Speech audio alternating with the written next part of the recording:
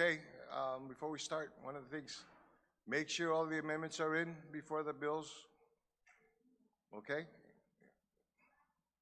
Any amendments that are brought in the midst of the bill, okay, will not be accepted unless it is part of the conversation in the bill. All right? Legislature's back in session. Good afternoon, colleagues. Now we're on Bill 23-38 COR. General Lady from Barragadas. Senator Cabo, you are recognized.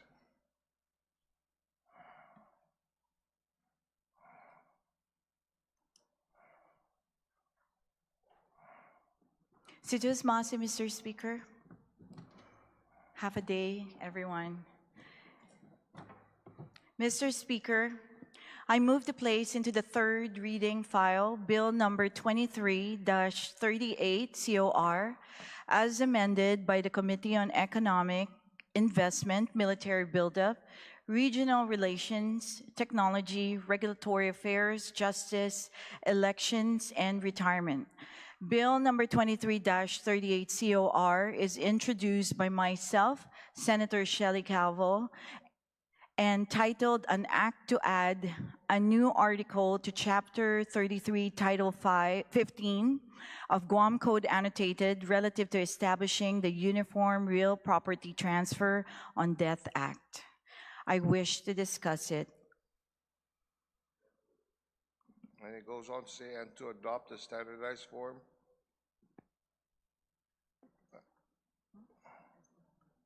As amended, Mr. Speaker. No, is it, the title that you're reading is the same as the full title Yes, that we have Mr. here? Speaker. It's the same. Let's take a I'm going to double check.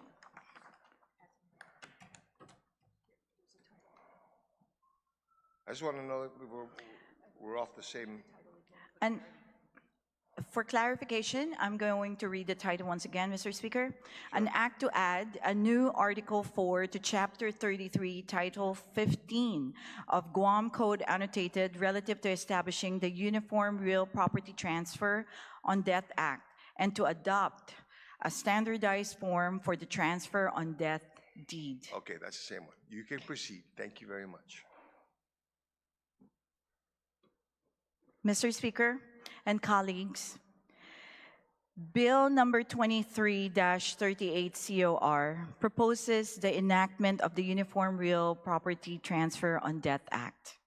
This legislation provides a straightforward and affordable legal tool that allows individuals to pass their real property to a designated beneficiary upon death, all without the need for probate.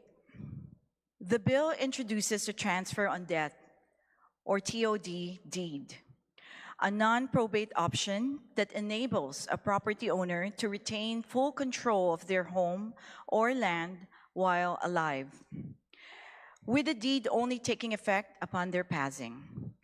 It is revocable, does not transfer any present interest, and ensures that the property remains subject to valid debts, liens, and obligations. For many families on Guam, the family home represents more than a physical asset. It is a foundation of identity, stability, and generational continuity.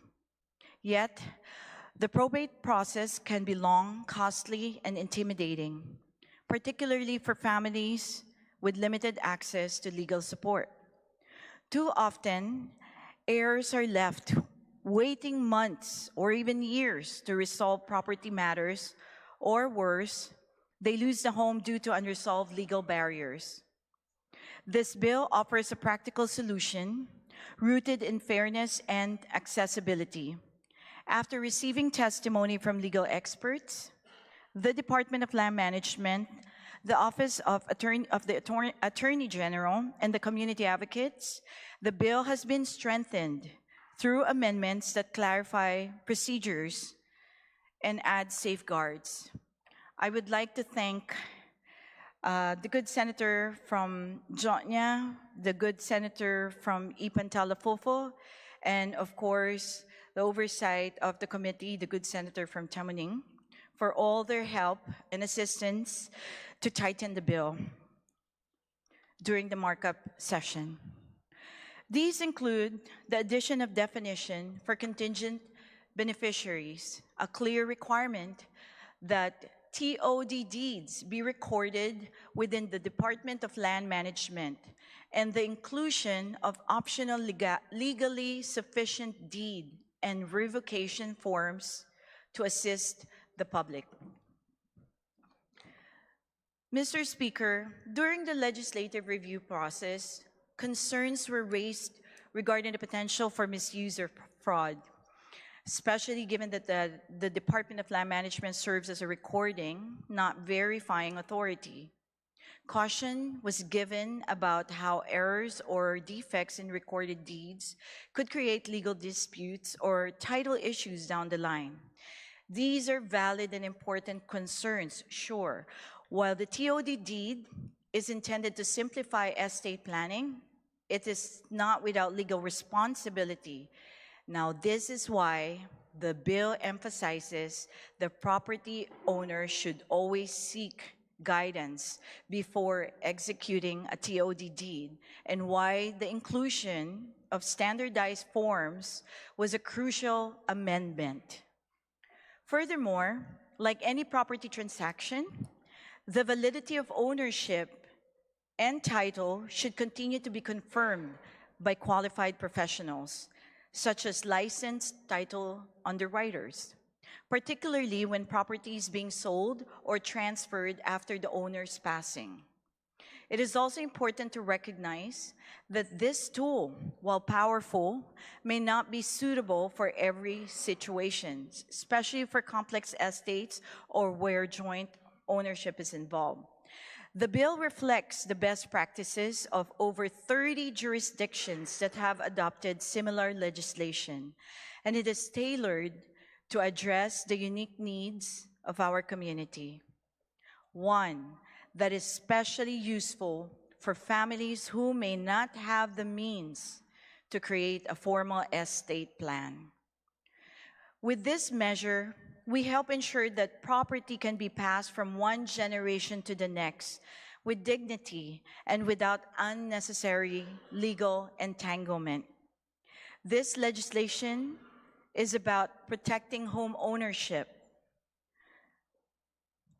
preserving generational wealth, and ensuring that families are not caught up in legal limbo after the loss of a loved one. This bill simplifies everything for families.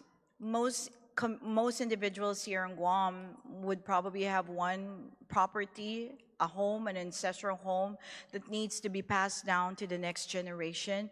And Mr. Speaker, most families don't have $30,000, $40,000, $50,000 to spend to set up a trust or to pay legal fees or to be caught, binded, or to be trapped in a legal battle or probate battle that would last for many, many years. Some families are tied up in probate process for 5, 10, 15, 20, 40 years. So this bill will help individuals who does not have a huge amount of resources or financial resources. And so this bill also brings clarity, efficiency, and compassion to Guam's property inheritance process. So on that note, Mr. Speaker, I humbly ask for the support of this body as we move forward with Bill number 23-38 COR. And I thank all those who contributed to the careful review and improvement of this important measure. Thank you, Mr. Speaker. You're very welcome. On the bill, are there any senators wishing to speak on the bill?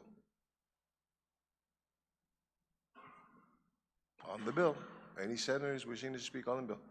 Good gentleman from Talafofo, you're recognized.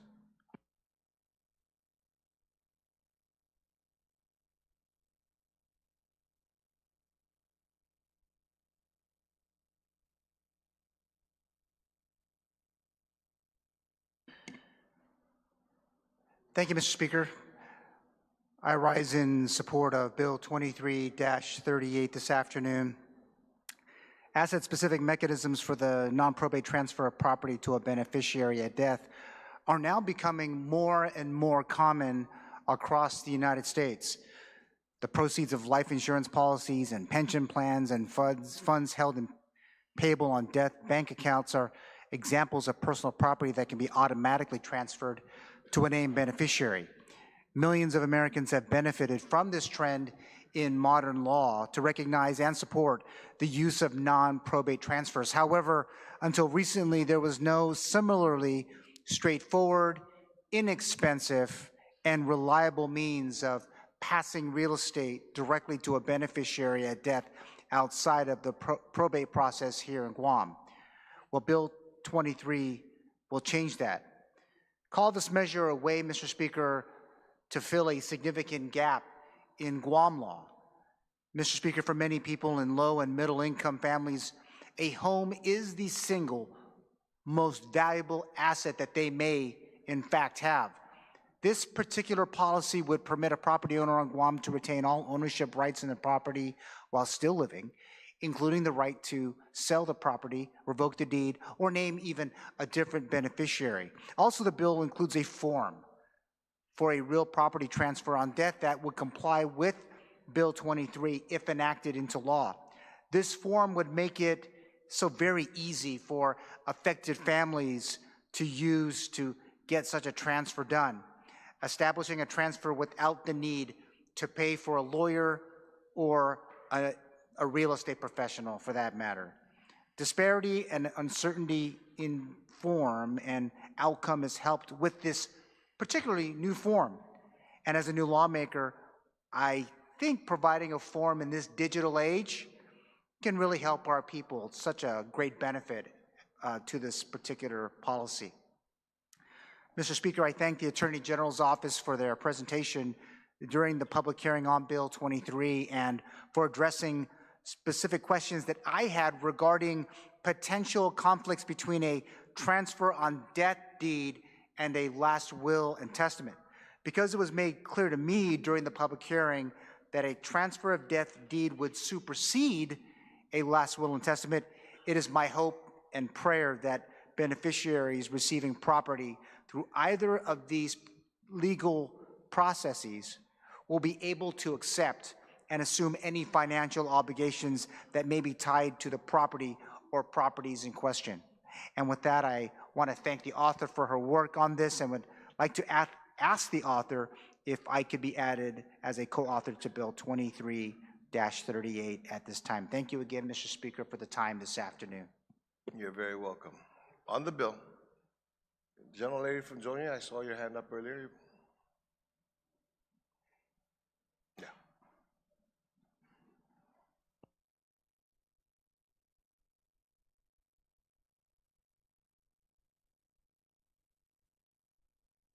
Good afternoon, colleagues.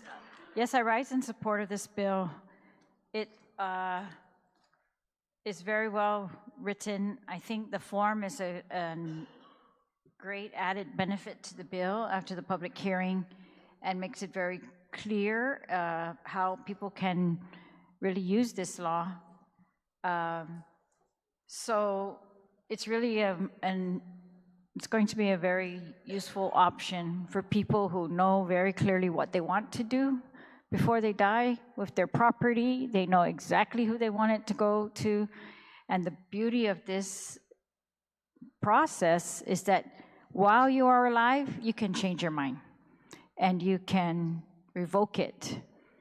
And I think the only thing that would help is that we really do an educational campaign that everybody knows that someone might have prepared one of these deeds for the property that you're concerned, and that you're going to have to go look for that. No one's going to tell you if they made a deed to transfer property to you upon their death. They're going to file it at land management, and they may or may not tell you about it, because they might revoke it before they die. But if they don't, then you should go look at land management to see if they had done that. This is going to save money, definitely, and cost of probate. There's really some good protections in here as well.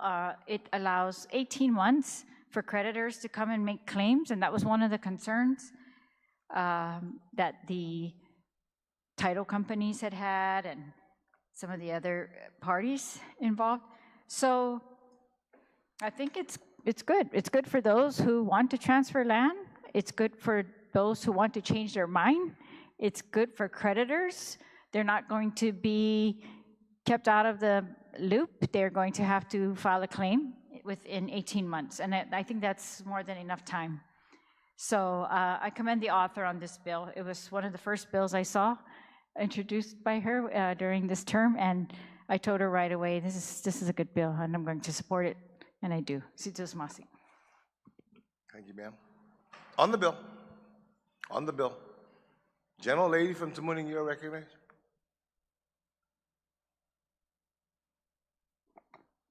Half a day, Mr. Speaker. Hope you had a good lunch. Mr. Speaker, I stand in full support of Bill 23-38. And I think the author, explaining it, she did a very good job explaining it to everybody. So I just wanted to take you down the path of the markup and as well as the committee incorporating information that maybe the public would like to know. And some of that is during the markup meeting that we had, I not only invited senators to this markup meeting, but I also invited the Guam Association of Realtors. I also invited the attorney from, I think the president of the Bar Association, Attorney Jacqueline Terlahi, was also present during this markup meeting. It was a little bit different, off the cuffs, but it was an important bill. And I wanted to make sure that all the T's are crossed and I's are dotted on this. And to simplify, most especially, Mr. Speaker, to simplify this for our community. Anybody wants to avail themselves. After that, of course, we did our due diligence in keeping the Attorney General involved and creating the form that you see that is attached to this bill. And ensuring that whatever mechanisms in there that would be clear and simple and understood. But the best part of this bill, Mr. Speaker, is the first time I've come across a bill that actually has, and it begins on page 13 for my colleagues, come across a bill that says, common questions about the use of this form. This is very interesting. To put this in legislation, into law, so that people clearly understand how to fill out the form, what to do next after the form is filled out. It's directions to move forward. So I think that's very clever, very smart to do something like this. So not only are you looking at where you can find the form, but you can also have some of your common questions be answered. So again, I'm just really excited about something like this, because to put this in legislation is something different. Also, we added in the markup of this bill from the original, we added a new B, which was added 3372, defining contingent beneficiary, who is a person designated into a transfer of death deed to receive property and the primary beneficiary does not survive the transfer. Also proposed 3378C relative to Todd, requirements before the transfer to death was looked into as well. Per the recommendations, of course, of the Attorney General, the bill was amended to add a new 3386, which includes the optional form of transfer on deed that may be used to create a transfer of deed. Of course, other minor technical changes to the bill and title of the body were made during the markup meeting. But most especially, it's to help our community out for those individuals, not because they don't have the funding, but when you have property that is so minimal, it's difficult sometimes to even find an attorney to take on this transfer. It's very difficult.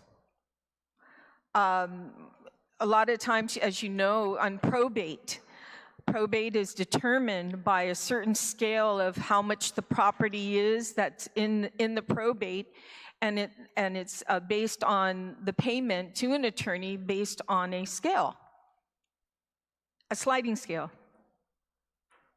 And sometimes when you have property that doesn't even meet a certain threshold, attorneys won't take it because it doesn't even cover their cost or their time that they put into it. So this legislation addressed that, because it's not sometimes about money. It's actually about finding an attorney, which it's very scarce nowadays. I mean, everyone's looking for attorneys that would take on a case that's minimal. So I commend the author of this legislation, and I too would like to be a co-sponsor of this bill. We worked very hard on one of the first bills that we had a committee report on. So other than that, that's all I have to offer at this point, and just my congratulations to the senator's legislation. I think this is her second? Okay. Well, congratulations on your second. Okay. Thank you, Mr. Speaker. You're very welcome. On the bill, are there any senators wanting to speak on the bill? Good gentleman from Jigo, sir. Thank you, Mr. Speaker. I just have a simple question to the author, but a comment first. Number one, it's good you got a bill that's got a form. I'm more concerned about the action that happens in the absence of the use of the form. And maybe the author, I'll ask you the question, then it's up to her to yield to it. Madam. If, Senator, are you willing to yield to the question? Can you repeat the question? Okay, I'll start with the question, and then yes. On her. Bounce it off me. Uday, thank you, Mr. Speaker. Simple question. In the absence of a form, let's hypothetically say the individual passes away. He has a wife. But during his previous so-called life, right, marriage before, he's got kids. He's got property. You need the form to transfer the property, or does this bill allow the current spouse to have control of the property that was never intended to be with that person? If the form was never filled and there's no will, there's nothing. That's my concern. Because we have a lot of folks here in Guam that have more than one marriage, have more than one set of kids. So that's my concern, is because there are many families that have other kids that should have a right to their father or their mother's property. That's my concern, is that how does this bill affect that? Or it has no relationship, then go for it. But I'm concerned that as I read the bill, it appears that it may have some impact. Because this bill looks like the convenience of, before you die, you fill in the form, bueno, maupos tanomo. But if you don't fill in the form, what's the impact of this bill? That's my concern. I don't know if I need to repeat the question, but I think it was pretty simple. I don't think you need to repeat the question. Are you willing to yield to the question? Okay. To answer the question of the good senator from Jigo, sir, if there is no form, there's no TOD or will, it will definitely go straight to probate. And but if the TOD is signed, it will apply and transfer immediately upon death. Good enough for me. Your question? Yes, it does. Thank you. And I support the bill then, with that intent. Thank you. Any other senator wanting to speak on the bill? Any other senator? Mr. Vice Speaker, you are recognized, sir. Thank you, Mr. Speaker. I just wanted to stand and rise in full support of Bill number 23-38. Anytime that we can update our process and make things easier for those who want to transfer their assets, I think is a step in the right direction. And it just goes to show that we continue to forward think on these process, and hopefully that we'll be able to get our colleagues also to support this measure. And again, I ask them to please, these are things that it just goes to show it's something that we need to do, and because sometimes people don't go out there and have a will, or they don't go out there and think of the ramifications of when they don't have anything in place. And having this transfer upon death is better than having nothing at all. So saves attorney's fees and the process of going to court as well. Thank you. So it's going to be a standard form of the business, right? Okay. Good gentleman from Tumuning. He didn't hear me, Park, so don't worry about it. No problem, Mr. Speaker. I just wanted to rise also in support of Bill 2338.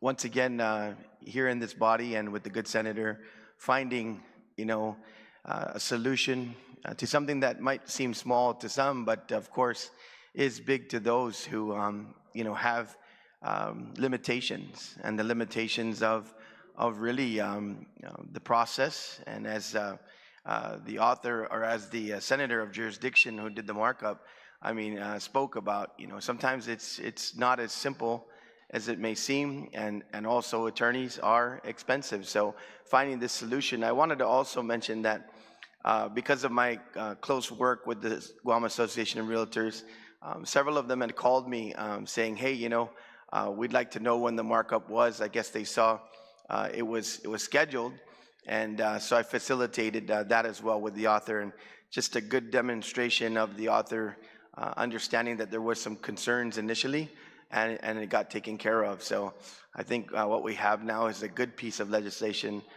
that can help those and help those families who otherwise need the assistance to facilitate this outside of the inconvenience and expense, really having a better solution for this type of a situation of transfer. So I think families will benefit down the line, and it's a good piece of legislation. I certainly support it, Mr. Speaker. Thank you very much. The senior member in the back, ma'am? Yes, ma'am. Mr. Speaker, thank you for recognizing me to speak in support of this measure 23-38, and I want to thank the good sponsor for saying that she will allow me to be a part of the sponsorship. As I agree with the retiring two speakers, the speaker from Tamuning and the vice speaker from Sinahanya, this is another way that we can tell the families that there is that opportunity to have this kind of form readily available for the transfer of the deed upon death, right? And you and I know, Mr. Speaker, after being in the government for so long and knowing how families literally don't have the resources to go through the probate, just based on experience, right?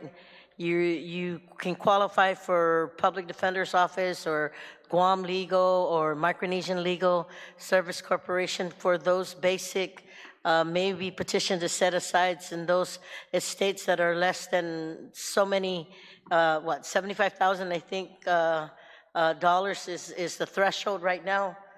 But when you have something like this, right, you give an opportunity for a family member to designate and to do it in advance, right? Who you want or who they want a piece of property to be given to their loved one, and avoid the high cost of just not attorney's fees, but other fees that are associated with having to go through probate. To go to probate, you have to, if you're doing the long form, you have to do the petition for letters, you have to do the publications, you have to do the notice to creditors, you have to do all these things. And then when you get to the petition for distribution, you literally have to set that out for publication again, and then you have to do all these things, right? And then you have the closing costs for the value of the estate, right? And sometimes, even if you have one property, that one property can be worth much more So having this form, having this uniform real property transfer so that a loved one can give to their heir or to their loved one just makes it so much easier and better, and to avoid all that exorbitant cost of having to do court proceedings through probate. So I just want to thank the good author for this and thank her for thinking of me and including me into this measure. Truly appreciate it. Thank you, Mr. Speaker. You're very welcome. Now I want to recognize the gentlelady from Hoggett. That's fine. Mr. Speaker, I also rise in support of Bill 23. This bill, it empowers our residents to plan ahead and protect their families from costly and time-consuming probate proceedings. The transfer on death deed is smart, it's simple, it's a simple tool that honors a person's final wishes and eases the burden on loved ones. And again, it is just time that Guam joins other states in making this option available. And I'd also like to be added as a co-sponsor. Thank you. Thank you very much. Are there any other senators willing to speak on the bill? Any other senators? No other senators? The gentleman from Barragata, before she throws something at you. Thank you, Mr. Speaker. I rise in full support of this measure.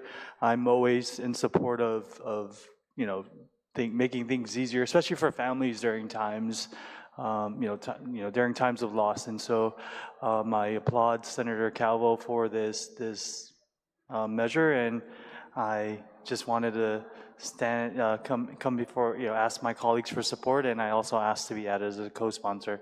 Thank you, Mr. Speaker. You're very welcome. Are there any other senators wanting to speak to the bill, on the bill? Any other senators? No other senators? One more senator. Great. Gentlelady from Barragata, ma'am, you're recognized. Good afternoon. Careful, don't get shot. Yeah, thank you, Mr. Speaker. I rise in support of this bill. I believe that it's good to have this option for those that instead of while the individual is alive, and it's important to note that this only can occur when that happens, and to undergo probate is very arduous, and so, but I remember in one of the testimonies provided was that it's still important to get the legal counsel, because this transfer of death deed is not for everybody, and it's important to have the clarity before going into it. And so that's one thing I would state is it's a good measure because it allows for options, but to have that legal advice is still important. So thank you. You're very welcome. Any other senator wanting to speak on the bill? No other senator? Senator Covell, yeah. You can close on the bill now.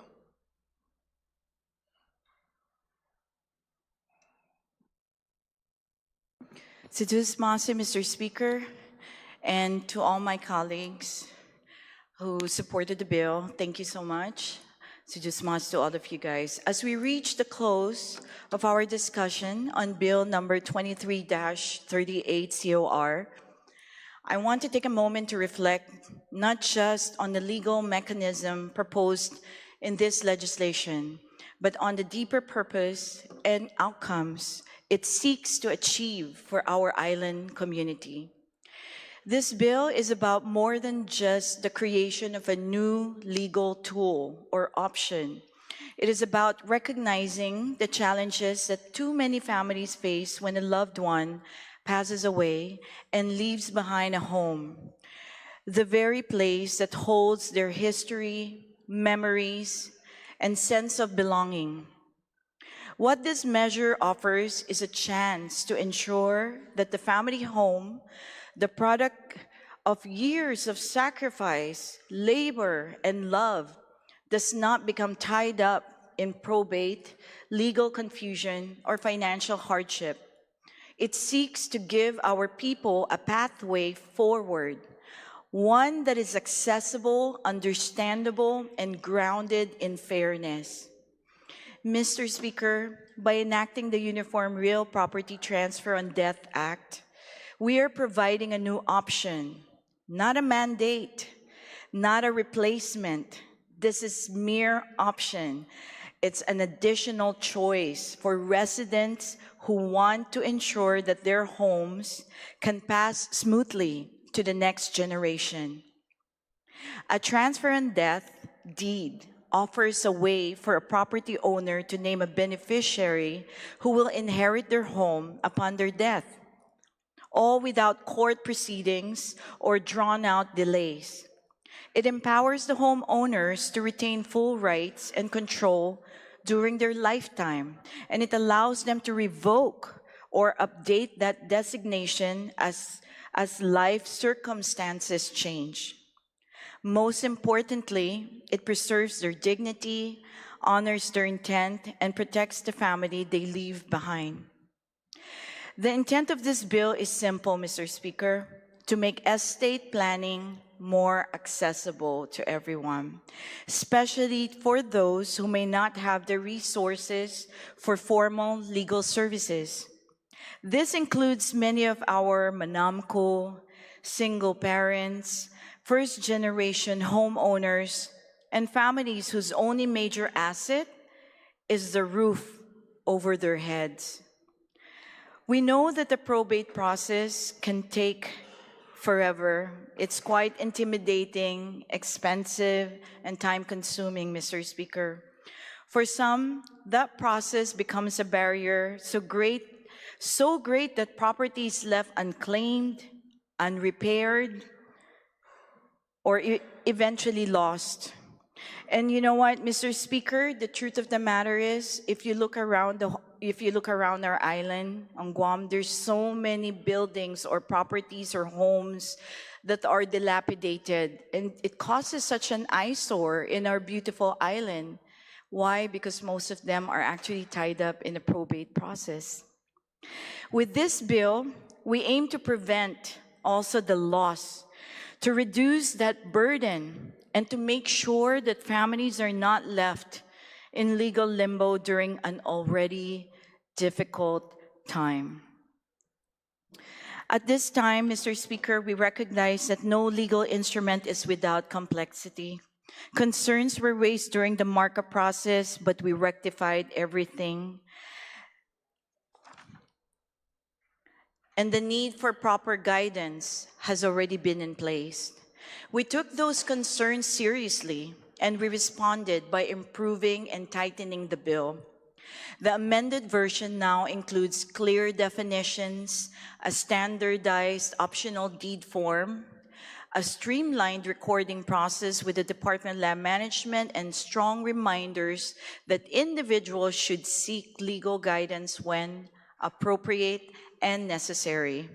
These additions reflect our commitment not only to passing policy, but to ensuring that it is workable, safe, and effective for the people that we serve.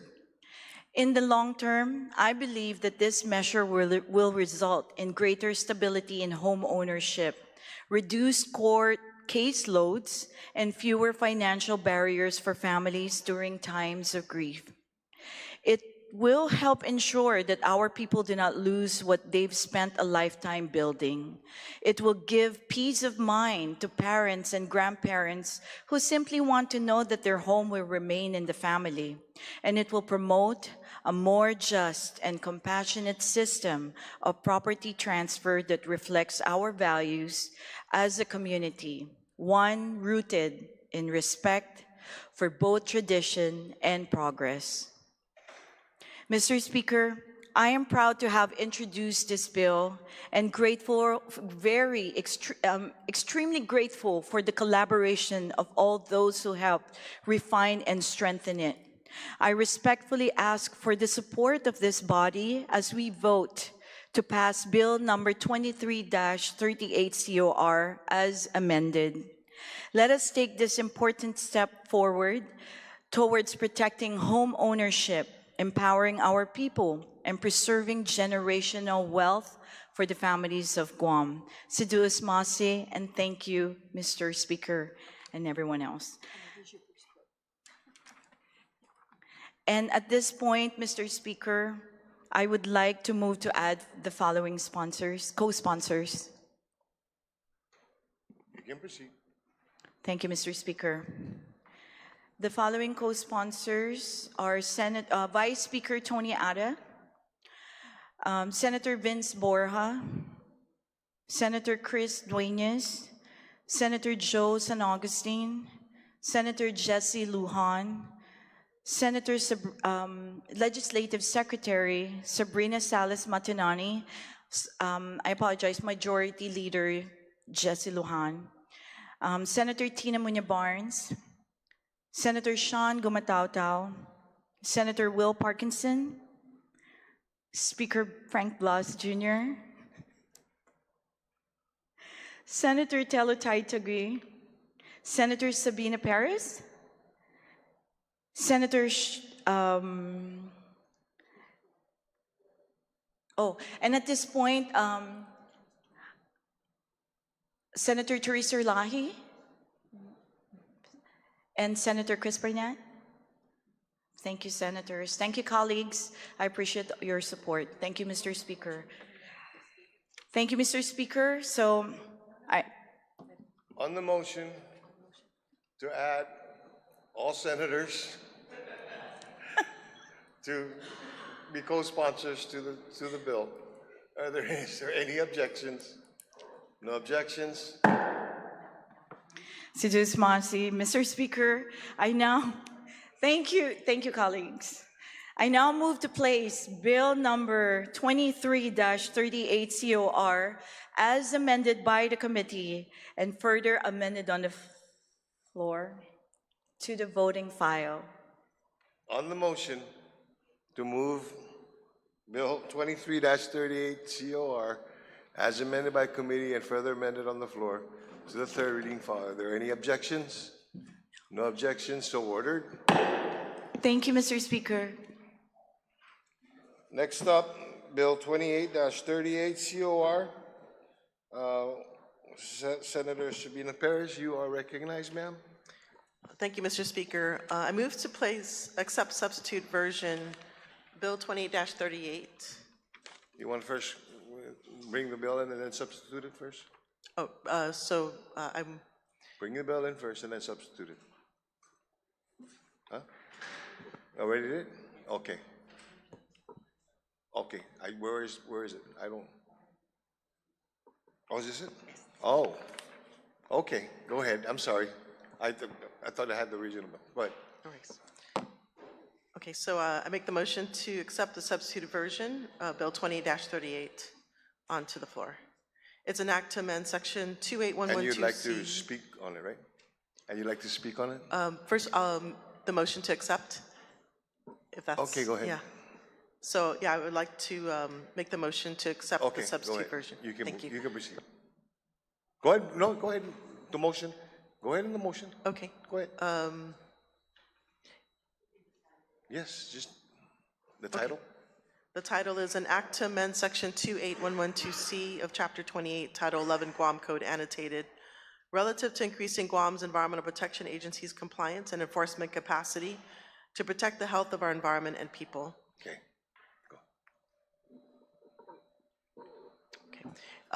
So I wish to also move it to the third reading file.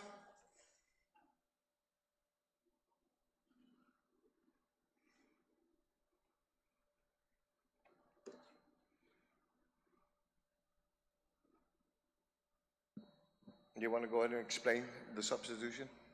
I hope to do it I have it in my comments, my opening statement. Yeah. Because we have to accept it. Okay, so yeah, I was gonna put it in my opening comments, but basically it's to address some of the findings in the committee report. So those, just to generally, that's what it's for. On the motion to accept the substitute version, any objections? Seeing no objections, you can proceed. Thank you, Mr. Speaker. I move to place substitute bill 218-38 into the third reading file, and I wish to discuss. You can proceed. So the original bill 2838 proposed to streamline funding to Guam EPA by enabling the depositing of 20% of the use tax 20 days following the end of the month that such funds were collected. It also proposed continual appropriations without public hearing requirement. So the purpose of the bill and the original one in the 36th Guam Legislature was created in response to the Marble Cave disaster in order to provide more funding to address critical staffing shortages, which was testified as one of the reasons, one of the factors that could have prevented the erosion and the disaster. Currently, Guam EPA still faces significant challenges in this area. In 2022 and 2023, articles in the news noted that Guam EPA lacked the resources and staff necessary to regulate soil erosion, hazardous waste, wastewater, and was completely overwhelmed with trying to enforce on-base construction regulations. At the time, the agency only had 41 staff on board out of 94 full-time positions available. Enforcement capacity remains an issue as many staff are due to retire and new recruits are drawn to higher pay in the federal government or the private sector. Enforcement capacity is essential to implement the many mandates of Guam EPA that we as an island rely upon for environmental protections for programs such as air pollution control, solid waste, hazardous waste, pesticide control, Guam water quality, non-point source pollution, water pollution control, water resource management, safe drinking water, and so many more. The substitute bill restored much of the original language of the law, including the requirement for Guam EPA to submit a budget for use tax appropriation, which is estimated to be approximately $1.3 million. And this funding is critical with the looming federal tax cuts, especially since most of the funding for staffing from Guam EPA is derived from the federal government. The changes in the substitute bill also acknowledges the findings in the committee report, which states that use tax has been used as a general fund revenue source subject to appropriations through the budget process. Moreover, each budget law will supersede such continual appropriation unless it is included in the budget bill. The substitute bill also makes a necessary correction to the name of the fund in which the use tax is deposited, namely the Guam Environmental Trust Fund, instead of the non-existent Guam Environmental Cleanup Fund. I want to thank my co-sponsor, Vice Speaker Atta, for his support on this critical and proactive measure in protecting our environment, and I look forward to the support of my colleagues. Thank you. Thank you very much. On the bill as substituted on the floor, any senator wanting to speak to it?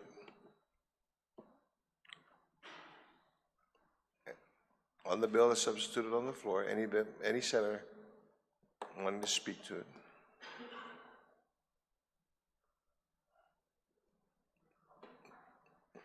No. Senator from Jigo, you're recognized. Thank you, Mr. Speaker. You know, I rise in support of the intent. I only hope, and I bring this up because you look, just drive around Guam. All the debris and everything you see are EPA related. You see a junk car on the side of the road, leakage into the ground, EPA related. Why is it parked there? Why isn't anybody giving them a litter ticket? Not an abandoned vehicle, that's littering. Just drive around. My concern is that I support the intent. I'll support helping EPA. The key is they do what they're getting paid to do. That's all I'm asking. Because if we want to, what they used to have a sticker that goes around, don't mess with Guam.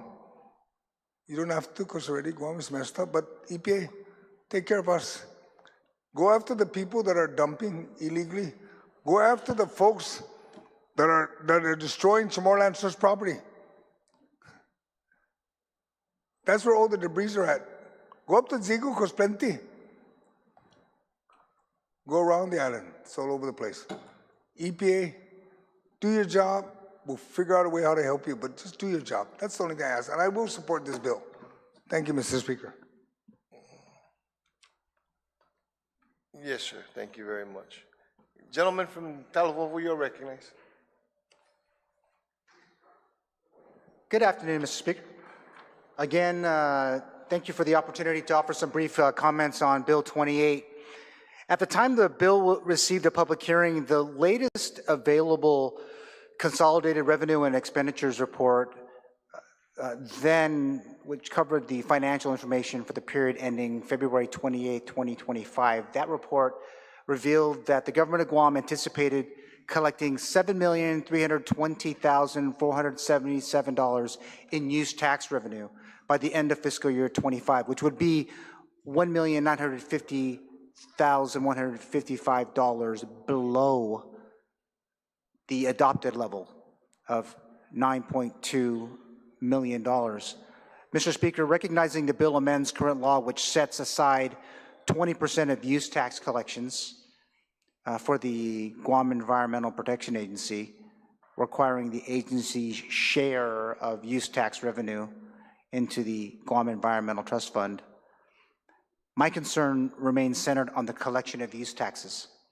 In particular, I'm interested in learning about the specific steps that have been taken to help implement several specific recommendations that were put forward by the Office of the Public Auditor through OPA Report 15-01 that was issued in March of 2015, 10 years ago, which discussed the need for the Customs and Quarantine Agency of Guam to implement the basic principles and procedures of internal control over use tax collections to provide reasonable assurance that collections are safeguarded from loss or misuse. Mr. Speaker, while the bill discusses the need to recruit and retain relevant Guam EPA personnel, I'm concerned that less resources will be available for critical and tangible initiatives, such as regular island-wide cleanup efforts in our respective villages. I'll start with mine in Talafofo, and for the enforcement of litter and other environmental protection policies. Thank you, Mr. Speaker, for the opportunity to just offer my brief comments on Bill 28. Thank you very much, Senator. On the bill, gentleman from Mamuntoto Maiti, you're recognized.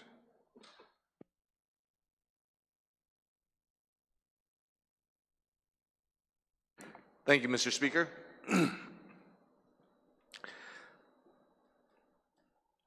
I rise in support of this bill, but I have a few questions for the author.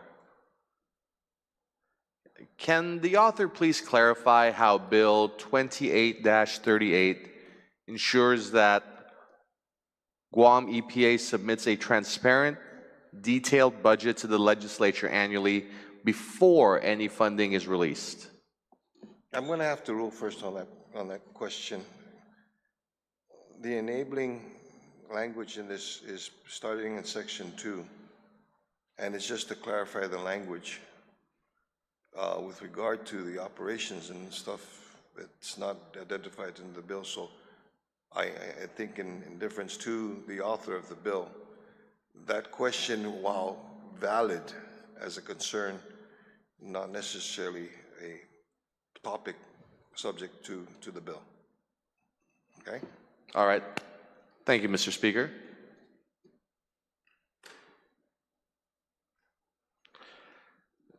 So I guess my other question is then, given the wide public support expressed during the hearing, including testimony from Guam EPA and DPHSS, do you believe this bill positions us to better meet rising federal environmental standards and avoid costly penalties? Will the author yield to that question? Can you repeat the question, sir? Do you believe this bill positions us to better meet rising federal environmental standards and avoid costly penalties?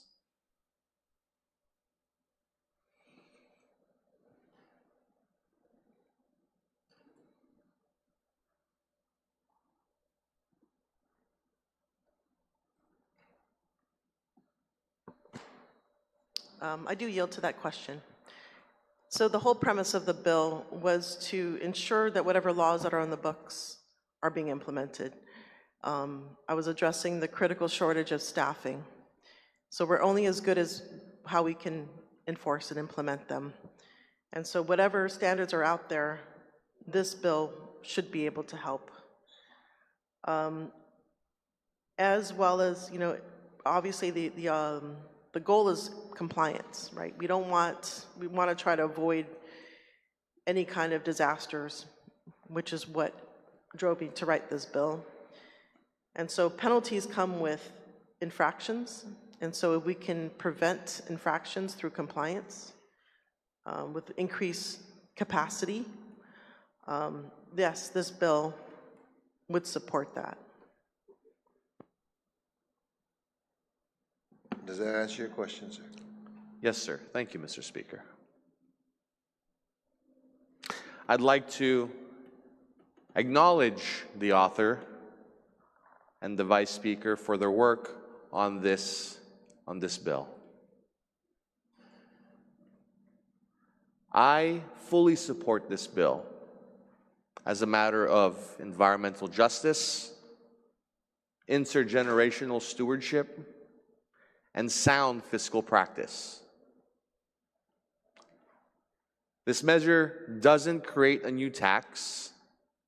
It simply ensures that the funding already authorized by law reaches the agency charged with protecting our island's most critical natural resource, our environment. We have an urgent need for environmental enforcement.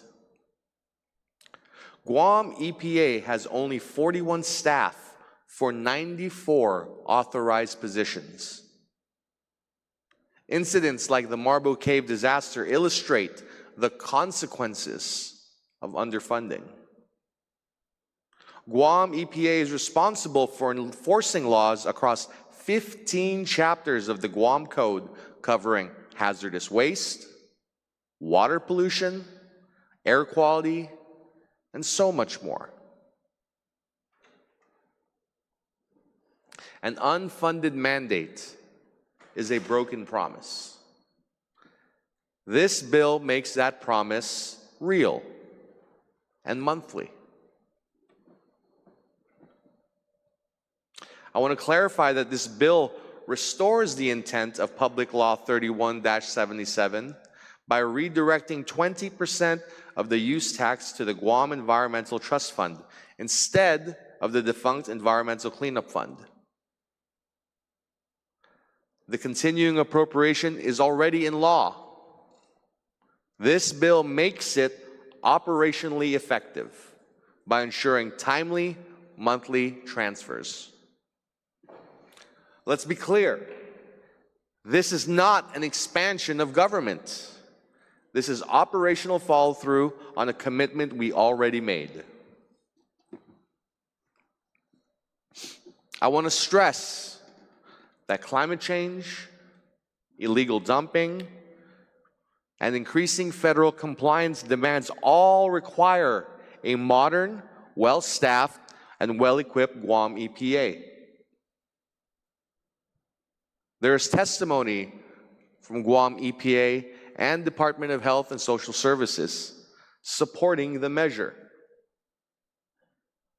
When Guam EPA lacks inspectors, we all pay the price. In contamination, in compliance fines, in cleanup costs, we bear the brunt of that. This bill has fiscal safeguards. Funds will only be released upon Guam EPA's submission of a detailed annual budget to Legislature and Guahan. Monthly transfers improve predictability and fiscal planning. We're not just funding Guam EPA, we're demanding transparency and results. This stewardship we embark on, it's not for our benefit.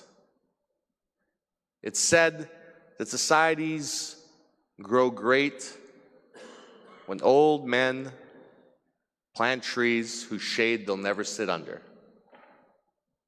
I hope with our work and our stewardship today that we can build something for the future, something so great and so ambitious, its benefits we will never see.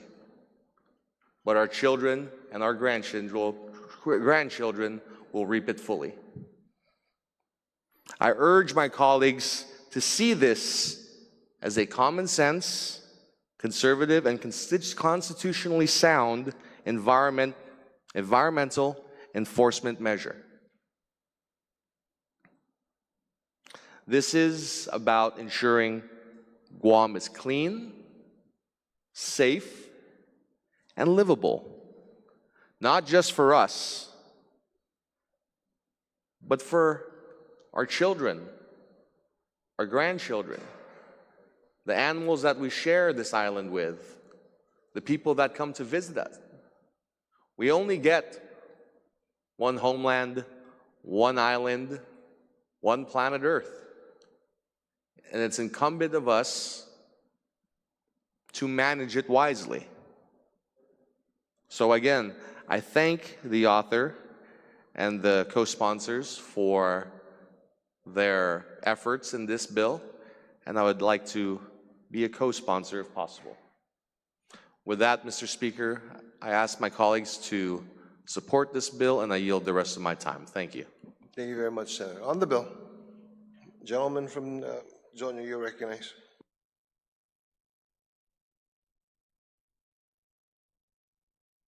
Siduswasi, Mr. Speaker, buenas tardes to the people of Guam, and thank you for watching this session of the 38th Guam Legislature.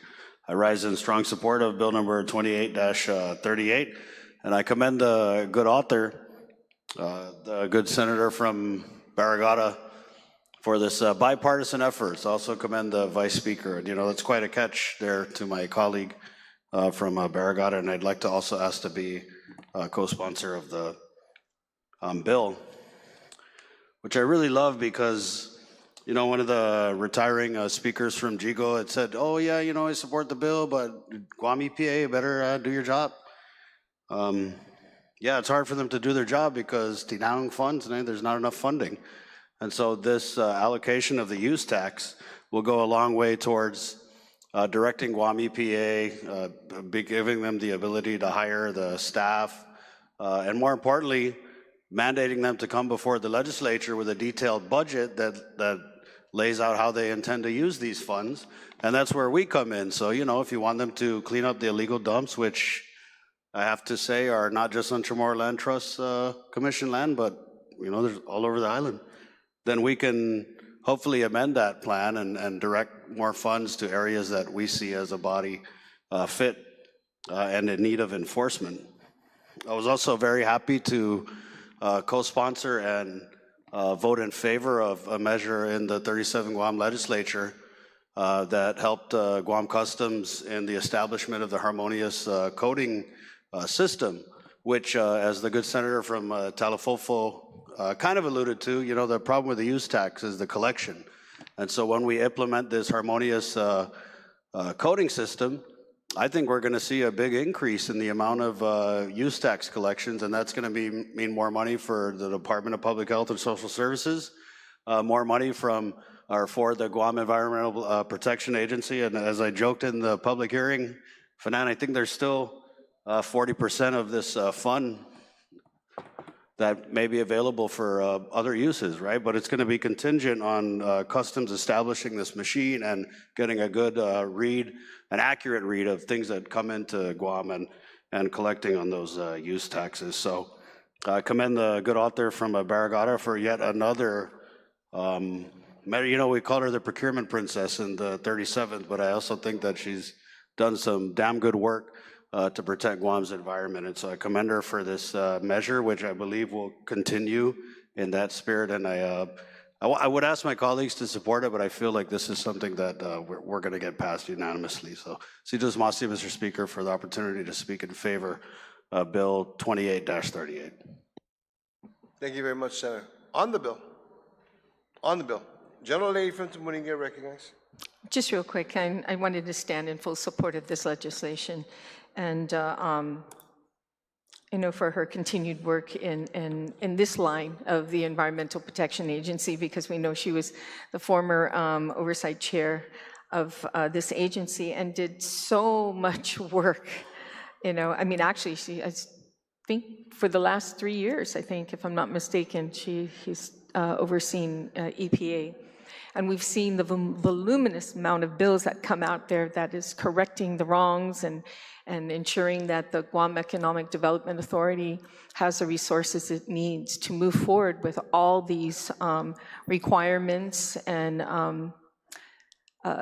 just to ensure the safety and well-being of our environment. So I thank her for that and ask as well for co-sponsorship. Thank you. Thank you very much. On the bill. On the bill. Gentle lady from Maiti recognized. From Barragata. I'm sorry. Gentle lady from Barragata, I apologize. You're recognized. Sijasmasi, my speaker, my fellow from Barragata. I rise today in support of Bill number 28-38, which addresses the long-standing barrier to the effectiveness of the Guam Environmental Protection Agency. This bill corrects outdated statutory language, ensures that 20% of use tax revenue is properly directed to the Guam Environmental Trust Fund, and provides for timely monthly transfers of those funds. This measure is more than a technical fix. It is a practical solution, bless you, Speaker, to empower GEPA with the resources it needs to fulfill its mandates. Our island is facing increasing environmental threats, from illegal dumping and unregulated construction to climate change impacts and hazardous waste concerns. GEPA's ability to respond swiftly and effectively depends on consistent, accessible funding. We've heard testimony from agency leaders confirming that staffing shortages and underfunded programs have hampered their ability to enforce environmental laws, protect our aquifer, and regulate pollution, as well as maintain vital inspection programs. By activating the existing appropriation mechanism and directing funds into the correct trust account, this bill allows GEPA to build its workforce, invest in lab capacity, and act on environmental violations in real time. This bill is grounded in fiscal responsibility. It uses existing use tax revenue, avoids the creation of new taxes, and applies a modest, sustainable portion of the fund to safeguard our natural environment. It is a step forward and step toward long-term environmental stability, health, and accountability. I commend the good Senator and Vice Speaker for advancing this legislation and urge my colleagues to support this passage. And I would like to be added as a co-sponsor for this bill. Thank you, Mr. Speaker. Thank you very much, ma'am. On the bill. On the bill. Ranking member from Pago Bay, you are recognized, ma'am. I promise to be short, Mr. Speaker. I just want to say I rise in support of this measure and thank the author and the Vice Speaker for the sponsorship and really assuring that the that EPA's compliance and enforcement capacity to protect our community as a whole is intact. And I know that we made changes here from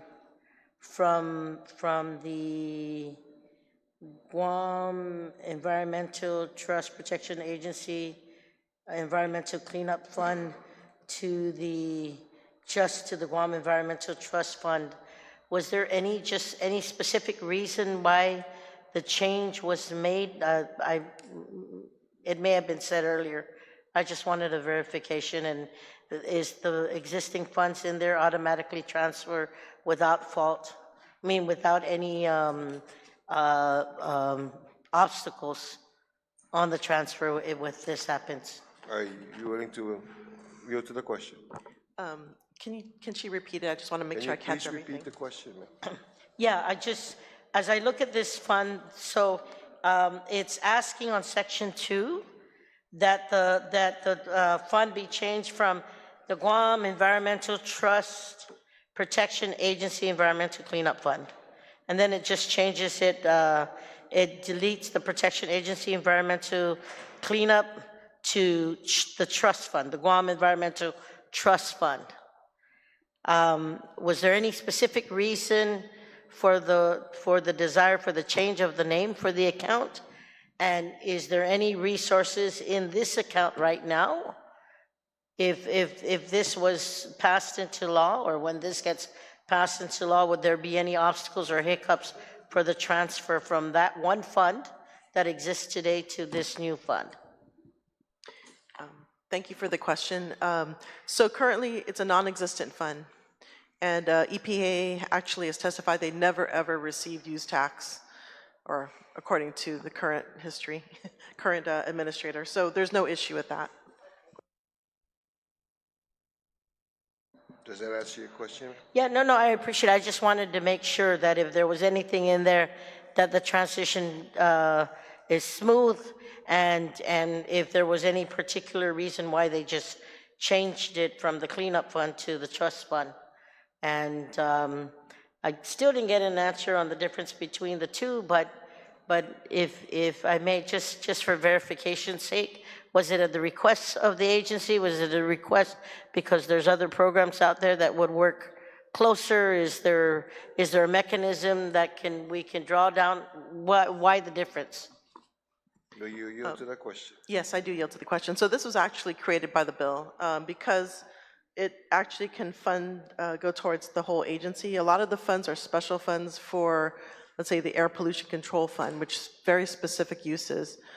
This one does have specific uses as well, and I did introduce a bill to modify it at the request of the administrator. In fact, I didn't incorporate it in this bill because it was a whole new topic, so it would not probably be germane to this bill. But the idea was that to have it put into an existing fund, first of all, and then the next step would be to update that fund as requested by the agency.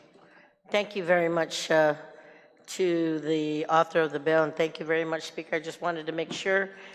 Yes, I most definitely support this effort, and I know that the good senator from Barragata has been really up to par as it relates to not just this agency, but anything that has to do with environmental protection and its compliance to protect our islands, right? And our whole environment, that she's been on top of it. So I support this measure, and I really appreciate the two of them having putting this to the forefront. So, Sinamasi. Sizos Masi, Mr. Chair, Mr. Speaker. Thank you very much. On the bill, are any other senators want to testify? Vice Speaker, you recognize, sir. Thank you, Mr. Speaker, for giving this opportunity to testify in this piece of legislation. You know, it just goes to show that working together with the former oversight chair of EPA and myself as the current EPA oversight, you know, we look for these type of legislations to better enable the agency or the department to continue to move forward. As the author has said in the beginning, that EPA is currently, I believe it's like 97% federally funded.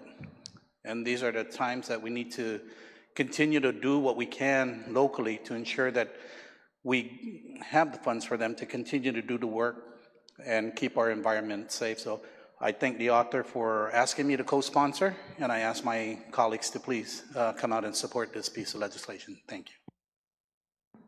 Thank you very much, Vice Speaker. On the bill, any other? Gentlelady from Zonia, you recognize. Mrs. Masi, I just want to stand in support of the bill, commend the author again for this work. And if I could ask her a question, I'd just like her to just explain further. This fund had been available supposedly to EPA, but they had not availed of it. They had not submitted that budget that it's contingent on. And if the author could assure us of EPA's response, I was at the hearing, I think I asked a question, but I just want to, I know the author is in close communication with EPA, if she could just further elaborate on her confidence in Guam EPA submitting a budget and being able to use these funds, and maybe where she thinks they might use these funds as a priority. You yield to the inquiry? Yes, I do yield to the question. So I just got a message from the administrator in response. They do have a budget, but they haven't shared with me what is in it. And in regards to confidence, that would basically be dependent on EPA to make that, make those and take those initiatives with the Appropriations Committee. Thank you. Does that answer your question, ma'am? All right. It's my understanding if they submit a budget showing what they're going to use the money on, the money is automatically going to be appropriated to them or available to them. Is that correct? If the author would yield to that question. You yield to that? So again, I think what in the committee report it stated that this funding, use tax, is actually considered as part of the general fund. And so it's still subject to the appropriations process in the budget bill. And I believe that if EPA were to have a public hearing regarding their supplemental budget, it stands a higher chance of it being included in the budget bill. And I think this is critical because as we're looking towards collecting more and more use tax with the increase in automation, I think that kind of oversight is needed to have that legislative oversight to ensure the monies are being properly used. And yes, thank you. Mrs. Masi, to the author for yielding to those questions. My understanding is this environmental trust fund is to be used for cleanup of hazardous materials, restore and repair damage to the environment, collect, transport, process, and dispose of household waste in accordance with the provisions of the consent decree. And so I, again, fully support the bill. I think we give EPA very little local funds, and that all the additional funds that we can give them locally are going to help them in their mandate that we have placed on them. We have, while funding them little, given them many mandates locally and on top of their federal regulatory role that they play, and for which they receive federal funds. So I hope the administrator will pursue this very aggressively, and I again thank the sponsors for this bill. Mrs. Masi, it's going to be a great benefit to Guam. Thank you very much, Senator. On the bill. On the bill. Any other senator wishing to speak on the bill? No other senator? Senator Perez, you want to close?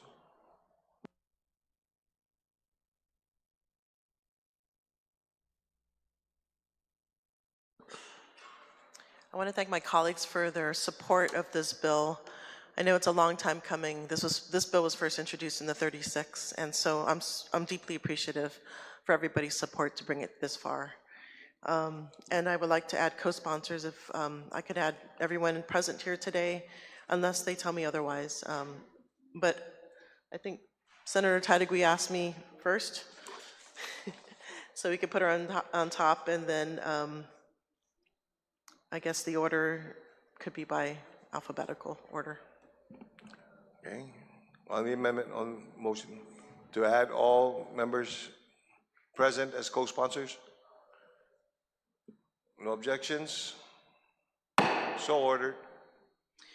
So again, I want to thank my colleagues for their support and more importantly, the support for Guam EPA to ensure that our environmental laws are implemented in the protection of the health of our people in our island. It's so critical. We know families that are going off island for illnesses, and a lot of that might have to do with the environment that we're in. Cancers. Cancers are known to be caused by environmental factors. And so, it's important that we take the steps necessary to prevent illnesses from happening within our people. And so what Bill 28-38 really is a proactive measure. By having enough staff, qualified and sufficient personnel at the agency, we're able to implement these critical laws that protect our environment and community. By diversifying funding for Guam EPA, and especially at this time when federal cuts are being implemented or being pondered, it is very critical that the agency receive local funding because, like my colleague, my co-sponsor said, 97% of the funds they get is through federal funds, and that's for staff.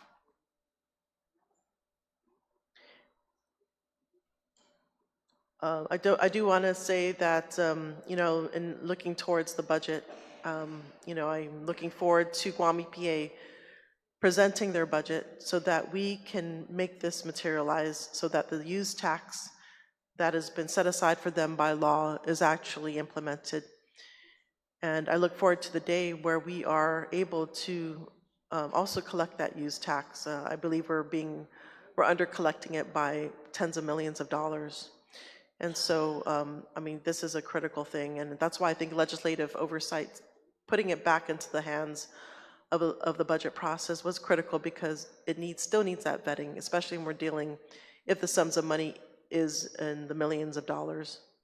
So, so this bill is a proactive measure. It also includes transparency in how the funds are being used, and it also provides a greater sense of security for our island.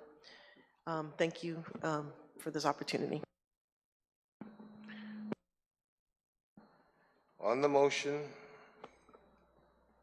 to move Bill number 28-38 COR as substituted on the floor and amended on the floor. Are there any objections? No objections, so ordered. Bill number 53-38, Senator Taitigui, you are recognized. Mr. Speaker. Mr. Speaker, at this time I move to place Bill number 53-38 COR, which is an act to repeal 9107 of Chapter 9, Title 3, Guam Code Annotated, relative to safeguarding the privacy of registered voters, to be cited as the Voter Privacy Protection Act of 2025, into the third reading file, and I would like to speak on this bill. You can proceed. Thank you so much. In fact, I wish I could say, let's just put all three of these election bills at one time so we can ask questions. But, as we did during the public hearing, but at this time, we will focus on this one because this is one that's probably the most easiest one. And colleagues, presenting to you Bill 53-38 is the Voter Privacy Protection Act of 2025. A measure introduced in collaboration with the Guam Election Commission and their Board of Commissions. This legislation seeks to repeal an outdated requirement under Guam law that mandates the Guam Election Commission to publicly post hard copies of voter registered indexes, including their names, address, and date of birth, outside of the polling sites. Currently, the voter registration index is located, like I said, outside of the polling room. When a person comes to vote, they can review this sheet with all the names, revealing the date of birth and mailing address of all the registered. And my colleagues, if you know what cybersecurity is all about, this is something just so easy for anybody, any bad actors to commit identity theft. And actually, I have been one of those who had my identity taken the time they hacked through the Department of Revenue and Taxation and took a lot of information there, and lo and behold, somebody was filing an identity of myself in the state of Maryland. So what this legislation does is removes this list from outside of the polling sites.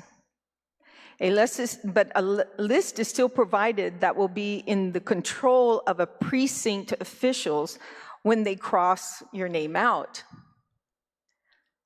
While this practice may have once served a functional purpose, it now presents a significant privacy, financial, and legal concern. During the last general election, the Guam Election Commission had received multiple complaints from voters armed by the public display of their personal information. The Guam Election Commission legal counsel has since confirmed that such a practice may violate Guam's own data privacy standards and expose the commission to legal liability.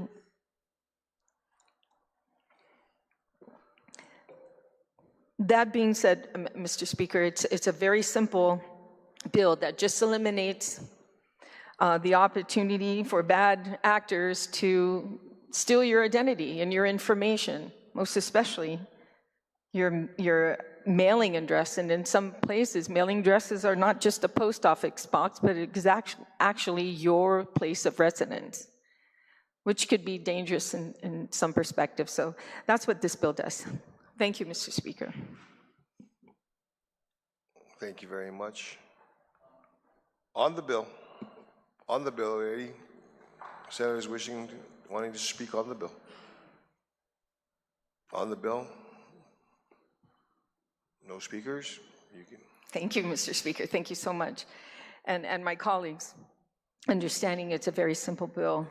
I might not be so lucky on the other ones, but so I appreciate my colleagues taking the time to review this and understanding the issues set forth. So the Guam Election Commission has taken steps toward modernization. This bill simply aligns our statutes with practices ensured to uphold both security and efficiency. By repealing this outdated requirement, we're safeguarding the personal information of our voters, reducing financial waste, and strengthening public trust in our election system. And I put financial waste, which means it does cost to produce these extra set of binders of names. I ask for your support of my colleagues in passing Bill 53-838, and thank you for your commitment to improving integrity and modernization of the Guam election process.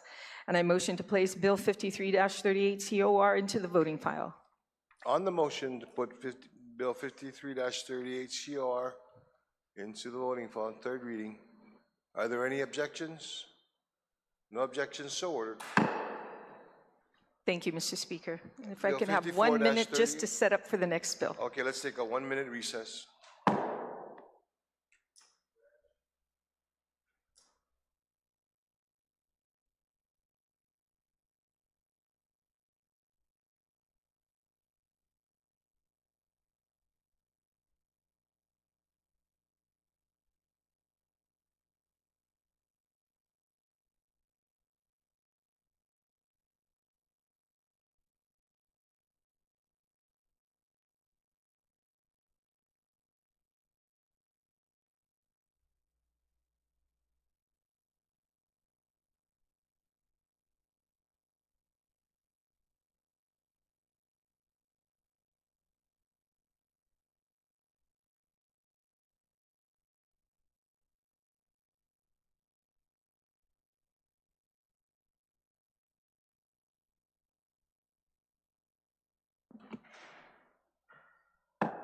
Legislature is back in session. Senator Talataitigui on Bill 54-38 COR. Thank you, Mr. Speaker. Mr. Speaker, I move to place Bill 54-38 COR as amended by the Committee on Economic Investment, Military Buildup, Regional Relations, Technology, Regulatory Affairs, Justice, Election, and Retirement, which is introduced by myself. It's an act to amend 1117 and add 1124 of Chapter 1, Title 3, and amend 3105 and 3110 of Chapter 3, Title 3, and amend 14105 of Chapter 14, Title 3, Guam Code Annotated, relative to updating Guam's election laws and improving voter registration, election procedures, and ballot handling into the third reading file. And I would like to speak on the bill. You can proceed. Thank you again, Mr. Speaker. Again, colleagues, Bill number 54-38, like the other election measures before us today, was introduced in collaboration with the Guam Election Commission and the Board of Commissioners. This legislation reflects a shared commitment in modernizing and improving Guam's election laws that inform the foundation of our democracy. Bill 54-38 archives that by clarifying outdated provisions and updating definitions that are critical to consistency and accuracy. Specifically, the bill standardizes how we define a candidate's name, typing it to official documents such as birth certificates, passports, or real ID, complaint identifications. It also defines district in the context of Guam's 19 municipalities to eliminate any confusion in future findings or proceedings. This measure also aligns deadlines for voter registration and provisional ballots processing with those for absentee ballots, ensuring that all ballots are treated equitably and fairly.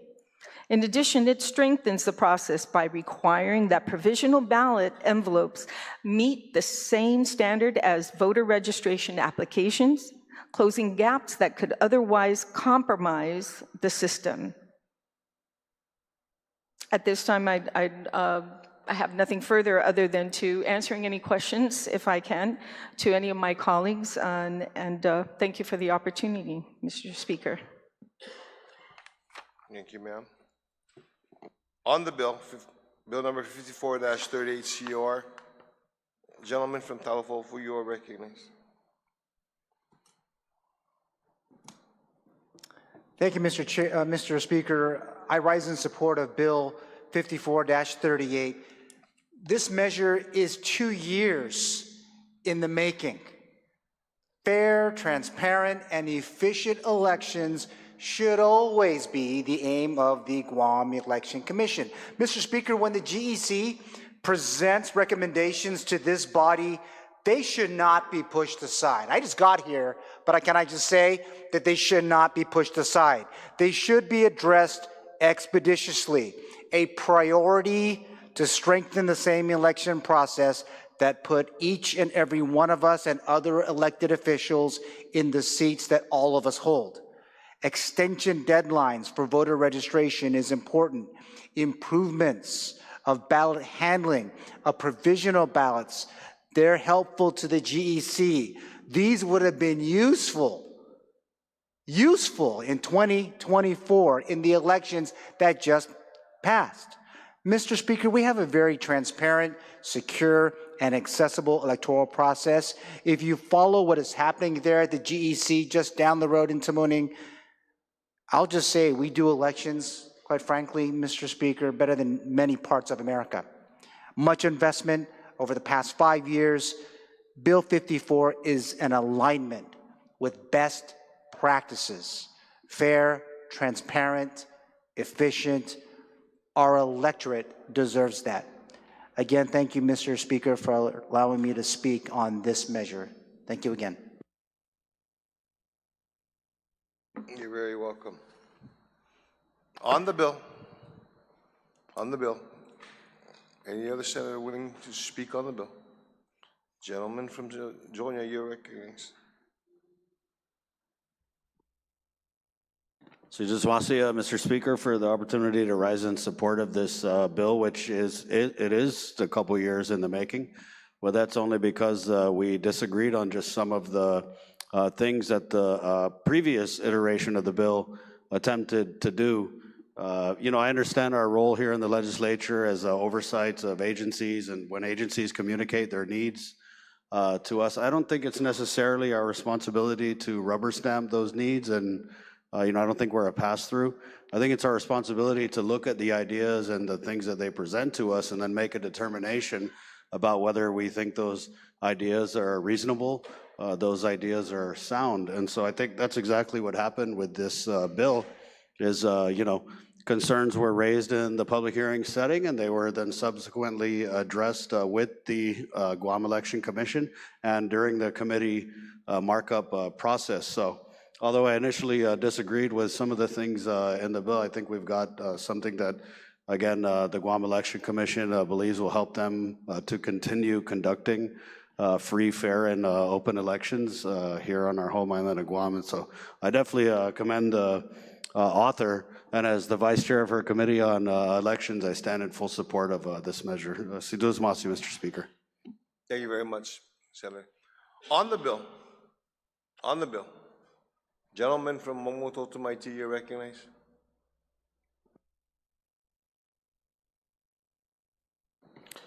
Thank you, Mr. Speaker.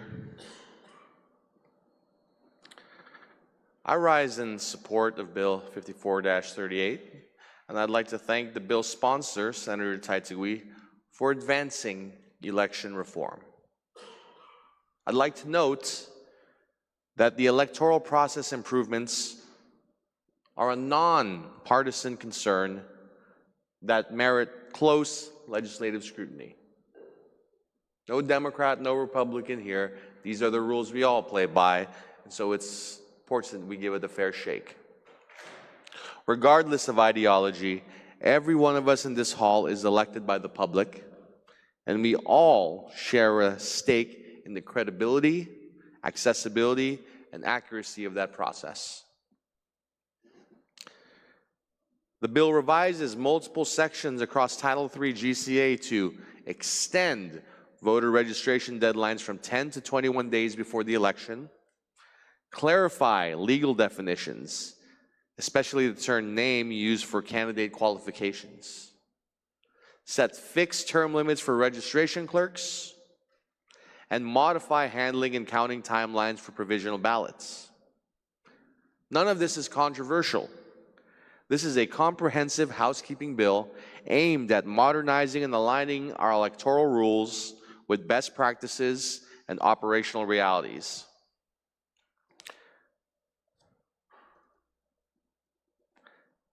There are considerations here that I would really like to commend.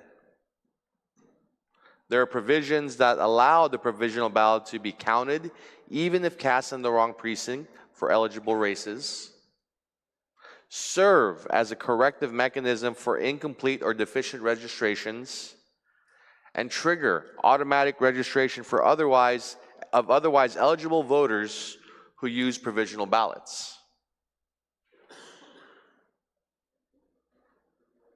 The spirit of the reform is commendable. We must now ensure that the execution meets the same standard.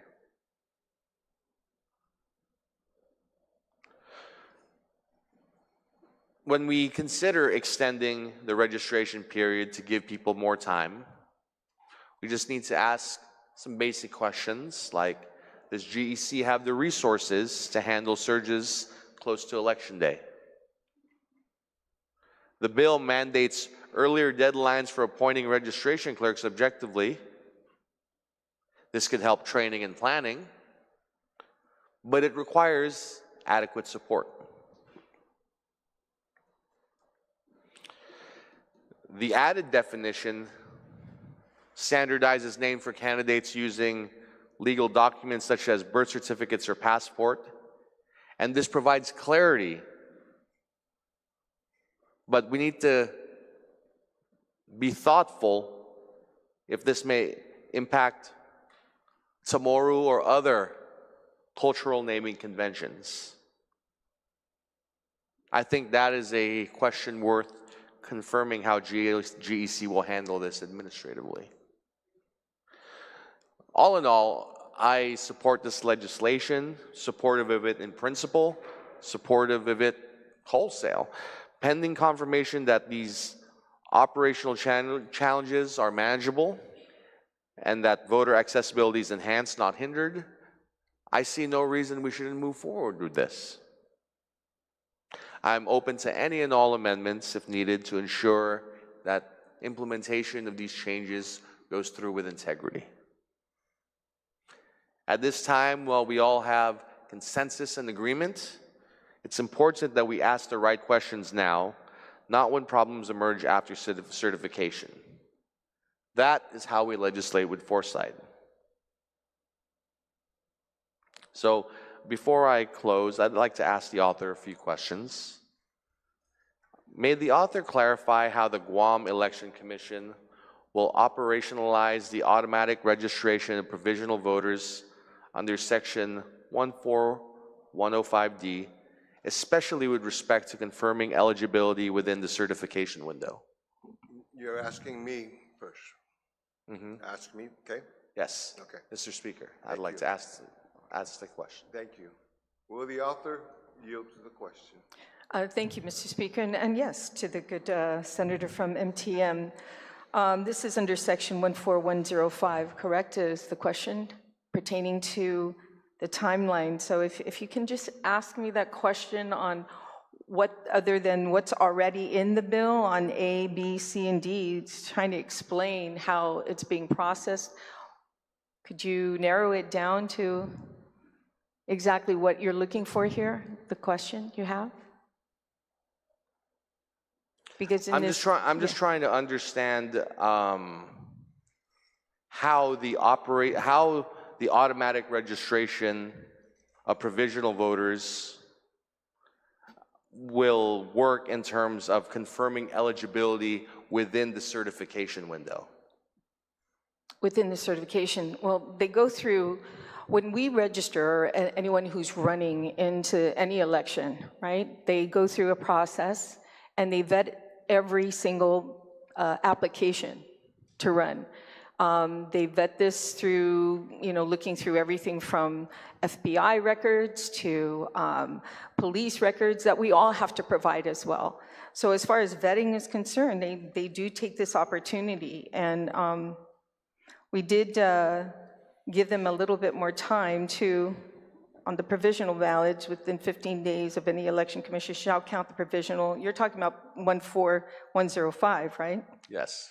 Yeah, so we gave them a little bit more time in order to do this as well. If you notice, during the markup meeting, or the bill that was marked up, we changed it from 10 to 15 days. So it does provide them the more adequate time to review these ballots that come in, as well as, okay, I was thinking of just the, I was thinking of the people running for election, and I wasn't thinking of the ballots itself, but yeah. So it's a process that they've been doing for years, and we thought that giving them additional time from 10 to 15 days is much more lenient. But a process I can't thoroughly give you an answer to, but I hope to answer that question maybe offline. I'll give them a call and find out for the sake of time. Thank you, Mr. Speaker. I appreciate that.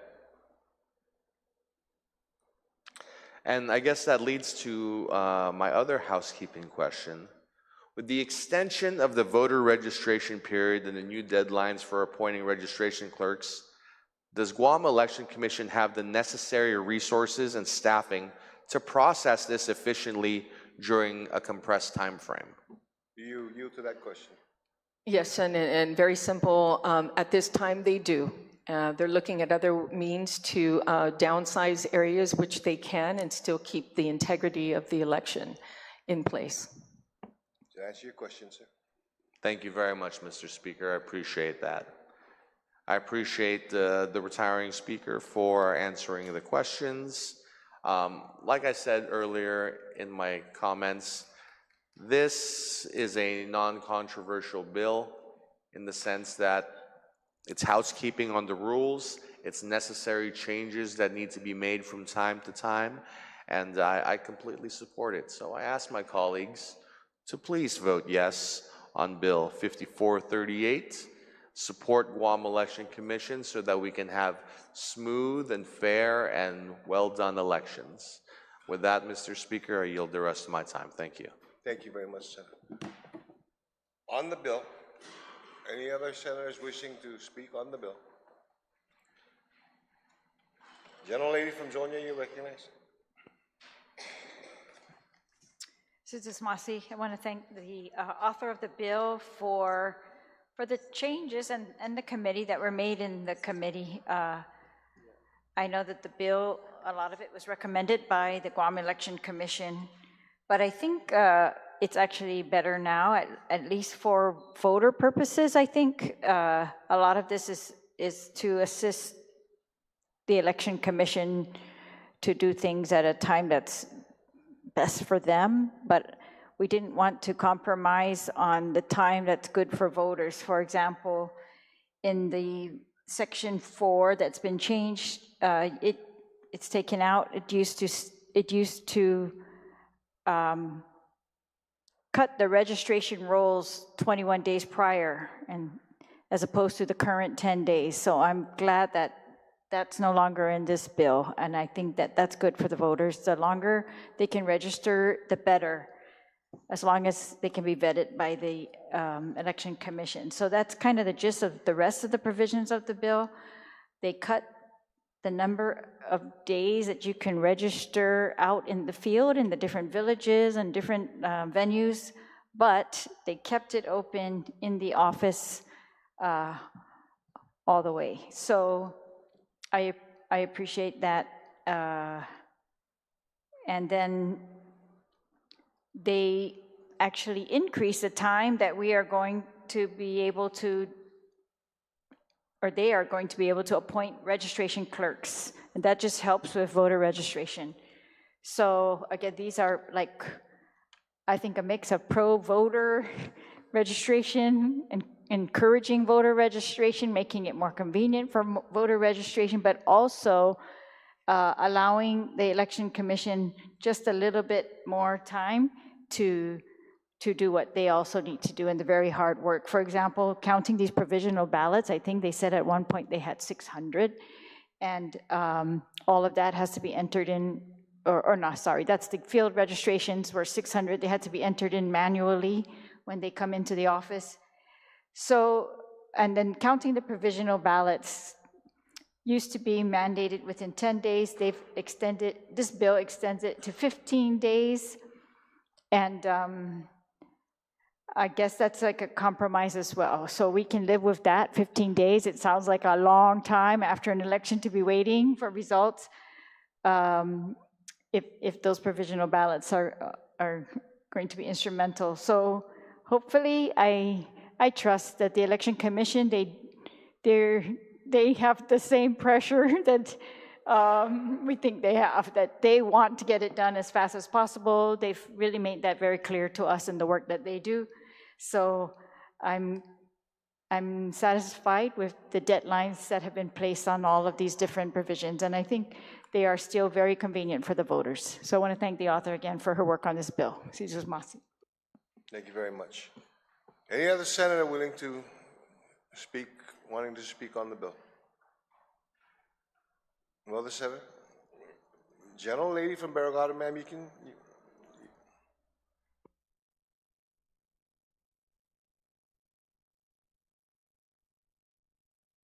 Thank you, Mr. Speaker. Mr. Speaker, I rise today in support of the amended version of Bill number 54-38, a measure that strengthens the foundation of our democracy by improving how we register voters, process ballots, and define election procedures in Guam. With the amendments made by the committee, this bill reflects a more balanced and practical approach to modernizing our election laws while addressing operational realities raised by the Guam Election Commission. This legislation brings greater consistency to how candidate names are presented on ballots by aligning them with official identification documents. It supports uniformity in the voter registration process, and it ensures that our election code matches long-standing practices. The change to set the voter registration deadline at 15 days before the election rather than the 10 days currently in law or the initially proposed 21 represents a thoughtful compromise that enhances accuracy in voter rolls without placing an undue burden on voters.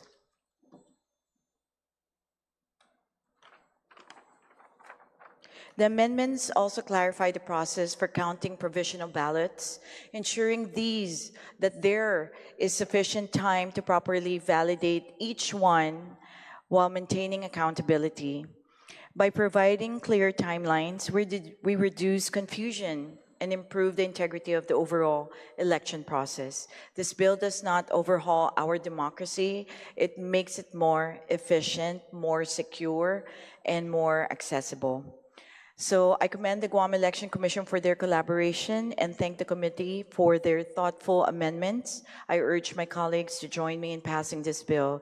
It is a step forward in protecting the right to vote and improving how the right is exercised in Guam. Sejus Mahase, Mr. Speaker. You're very welcome.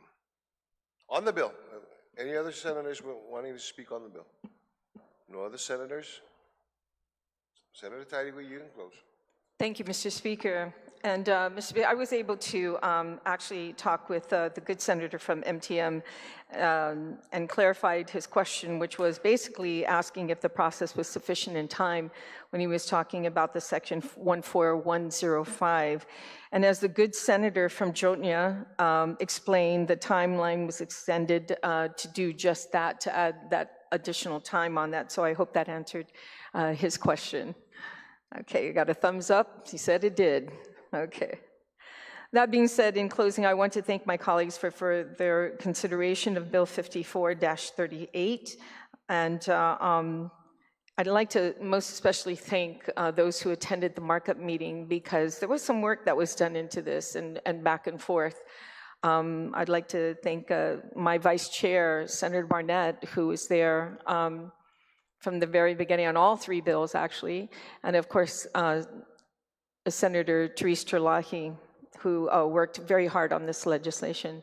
And at this time, Mr. Speaker, I appreciate all the support of my colleagues, and I would like to make a motion to include first co-sponsor of Senator Chris Barnett, make a motion to include Senator Chris Barnett, Senator Therese Terlahi, and Senator Shelley Calvo. That's my motion. Okay. On the motion to include co-sponsors, Senator Barnett, Chris Barnett, Senator Therese Terlahi, and Senator Shelley Calvo as co-sponsors to the bill. Okay. Any objections? No objections, so ordered. Thank you, Mr. Chair. And before I move this legislation through, I'd also, again, just like to thank my staff who work very hard on all the markup meetings. They try and do their very best to paint a picture in the committee report of exactly what happened and who said what, so I greatly appreciate all their hard work. It does get tedious. And that being said, Mr. Speaker, I move to place Bill 54-38 COR into the voting file. On the motion to place Bill number 54-38 COR as amended by the committee and further amended on the floor. Also, yes, Okay. thank you. Are there any objections? No objections, so ordered. Senator Tidy, Bill 55-38 COR. Thank you, Mr. Speaker. You can just You know, indulge before me you for start, 1 minute. Yeah. Thank you. Let's take a couple minutes recess.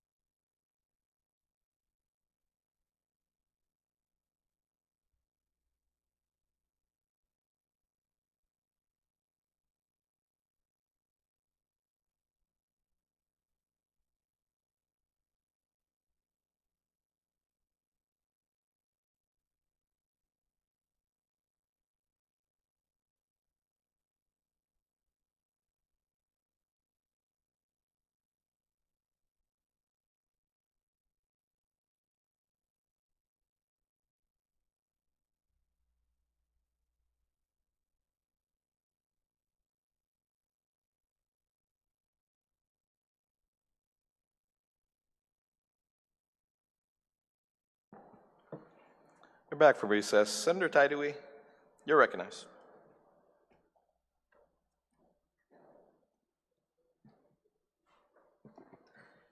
Sejus Masi, Mr. Speaker. Mr. Speaker, I move to place Bill 55-38 COR as amended by the Committee on Economic Investment, Military Buildup, Regional Relations, Technology, Regulatory Affairs, Justice, Election, and Retirement that was introduced by myself, which is an act to repeal and reenact 17116 of Chapter 17, Title 3, Guam Code Annotated, relative to clarifying reporting requirements and establishing a quarterly reporting system for the Guam election campaign finances, into the third reading file, and I would like to speak on the bill. Thank you. Motion has been made to place Bill number 5538 CR as amended by the Committee on Economic Investment, Military Buildup, Regional Relations, Technology, Regulatory Affairs, Justice, Elections, and Retirement.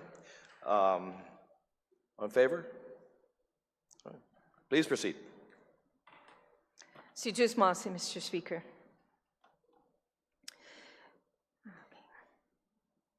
Mr. Speaker, Bill 55-38, like the other election bills on this session agenda, was introduced again by the Guam Election Commission with the collaboration of the Board of Commissioners.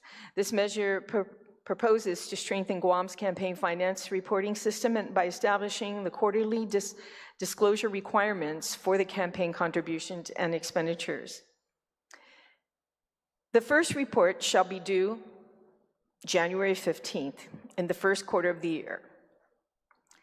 In election years, the reports shall be submitted as follows. January 15th, for the period covering October through December of the previous year. April 15th, the period covering January through March. Now, this isn't an election year, my colleagues, just so that you're following along. Additionally, a preliminary report shall be submitted no later than 10 days prior to a primary election, with a final report submitted no later than 10 days after a primary. That's the norm.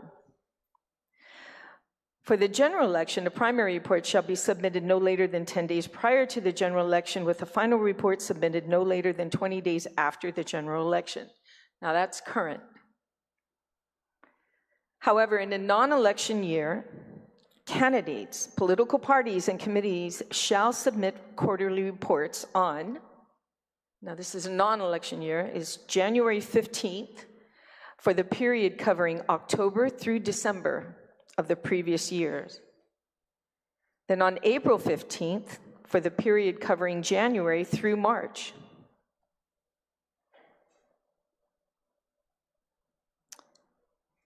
And then on July 15th, for the period covering April through June. And then finally, October 15th, for the period covering July through September. Under the current law, the Guam Election Commission publishes campaign finance reports, primarily on the conclusion of an election cycle. This delay limits real-time oversight and public access to critical financial information. By shifting to a quarterly reporting system, we can improve transparency and equip voters, regulators, and the media with timely insight into campaign finances, helping to restore and reinforce trust in our democratic process. More frequent reporting also means early detection of discrepancies or compliance issues, giving the Guam Election Commission an opportunity to provide guidance and intervene before problems escalate.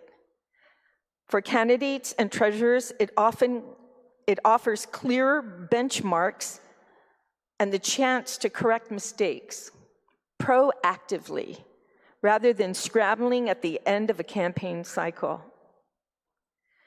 Now, I think many of us have received letters in our mail. It was almost like a testing mechanism regarding notification from the Guam Election Commission to say that there may be some issues or discrepancies that have been detected on your financials.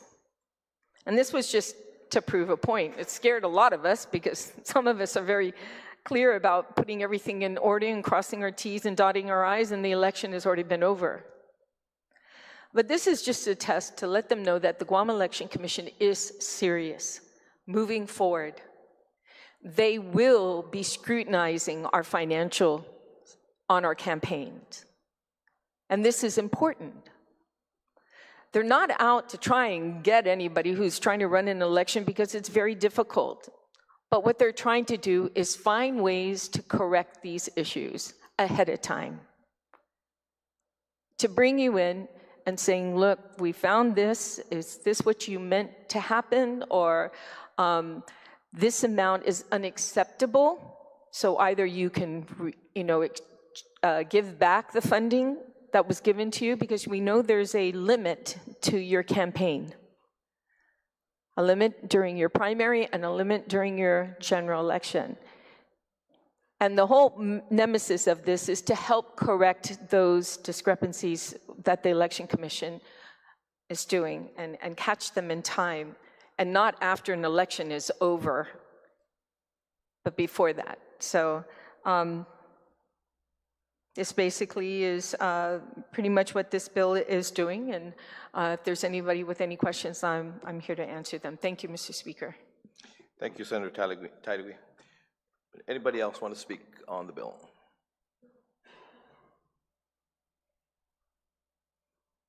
Speaker Blas. Thank you, Mr. Speaker. Mr. Speaker, I stand in support of the legislation. And to the points that were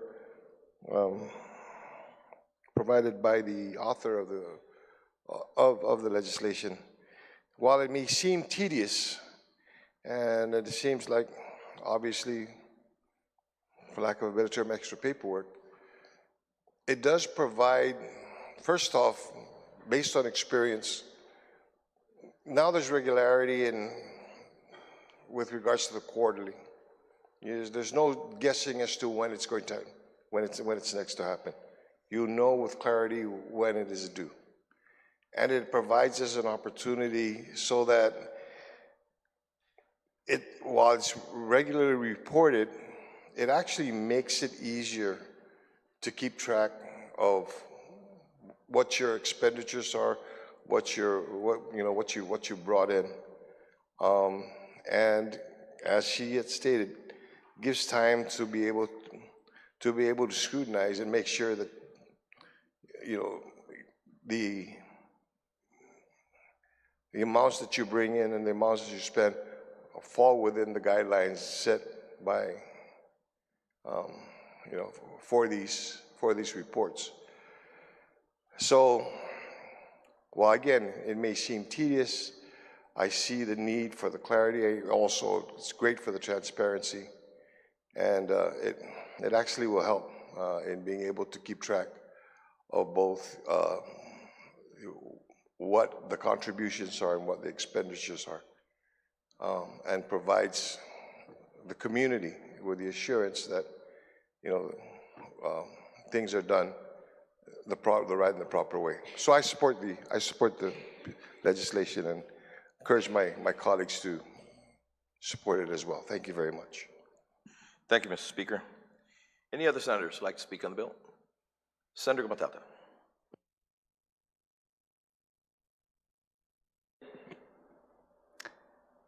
Thank you, Mr. Speaker. I rise in support of Bill 55-38. In the findings and recommendations in the committee report on the bill, it says, quote, the bill based on the GEC's 2023 recommendations. For the record, it took 2 years to get here to this point in Guam's legislative process. Transparency, accountability, and efficiency in campaign contributions and expenditures is an important role the Guam Election Commission oversees. No one likes to get any letter or to be scolded by the GEC. No candidate or organization is perfect. Mr. Speaker, when the GEC presents recommendations to this body, they should not be pushed aside. They should be addressed expeditiously. a priority to strengthen the same election process that put each of us and other elected officials in the seats that we collectively hold. Fixed filing dates as a standard will help all candidates and political organizations. Bill 55 would surely help GEC staff in managing this important mandate. Real-time input in 2025 and beyond would be super useful. This is another best practices bill. I agree that any and all efforts to reinforce public confidence in our electoral process should be a priority effort we as elected officials should get behind. I commend our legislative chair on elections for addressing this priority matter of the GEC for the commission and for all the voters of Guam. Thank you, Mr. Speaker, for the time to allow me to share my thoughts on Bill 55. Thank you, Mr. Speaker. Thank you, Senator Gumatauta. Senator Barnett, did you have your hand raised? Oh, you didn't. I thought you did. Okay. Any other senators like to speak?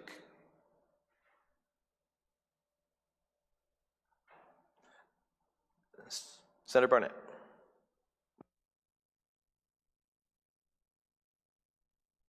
Mr. Speaker, for the opportunity to again rise in support of this election reform measure. I think it's critical what we're doing here with the quarterly reporting. I'll give you an imaginary scenario, if you will.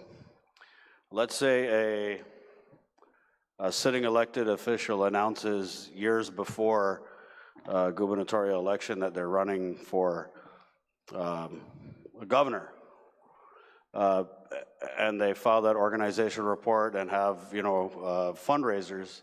The public has no way to track this campaign finance until 10 days before an election. And so it could be, a couple years before the public gets a good grasp on how much money is being raised, who's donating, et cetera, et cetera. So by implementing this quarterly reporting, it gives the public and the media and concerned citizens the ability to review our campaign finances, which I think is very important because, it's important to examine these reports and to kind of see who's supporting who. It was one of my favorite hobbies when I was in the media.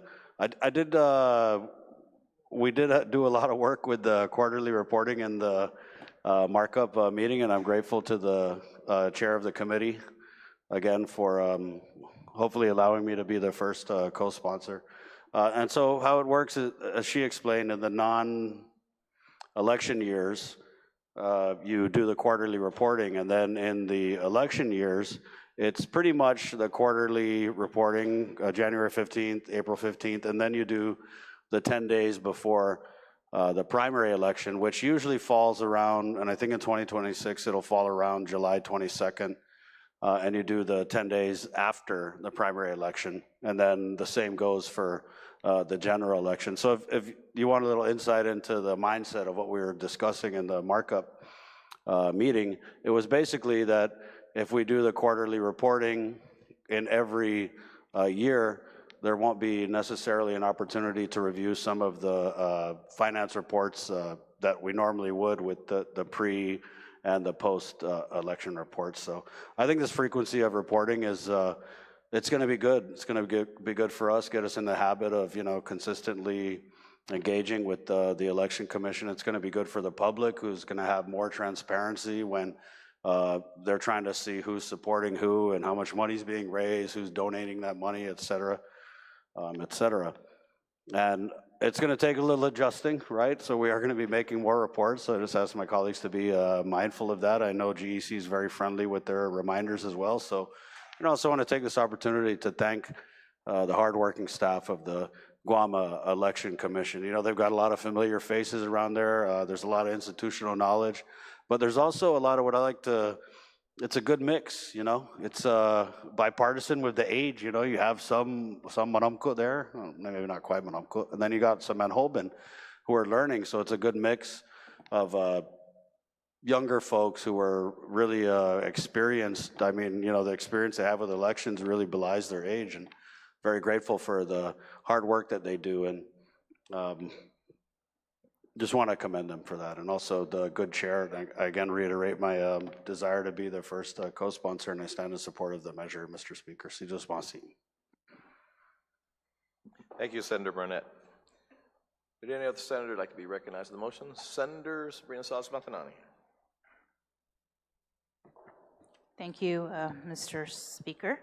I generally support this bill, but I did want further clarification, and Senator Taitakui, I think we spoke about it briefly, but if you could kind of just explain a little bit more on page 4, line 18, section 3E2, the transfer of any remaining surplus or deficit to a new organization designated explicitly for a subsequent campaign under the condition that the new organization pertains to the same electoral office in the case of a candidate or serves the same purpose or addresses the same issue in the case of a committee. Senator Taitakui, do you yield the If question? you could just clarify Absolutely, and I thank the good senator for asking that question, because it's been a concern and an issue that had actually happened in prior elections. So it might be easier for me to explain, and so those who are listening, that if you run as a senator, for instance, and you go throughout and collect donations who people want to donate to your campaign, senatorial campaign, and then we can always keep these our campaign funds open, bank accounts open throughout even the year. Most of us have, with the intention of running a second time. So that being said, in the event that person, senator who becomes senator, now wants to run for another office, for instance, they want to run for Congress. So what happens then is that money that you have received in your campaign, being a senator, cannot be used or carried over to your next campaign as congressperson.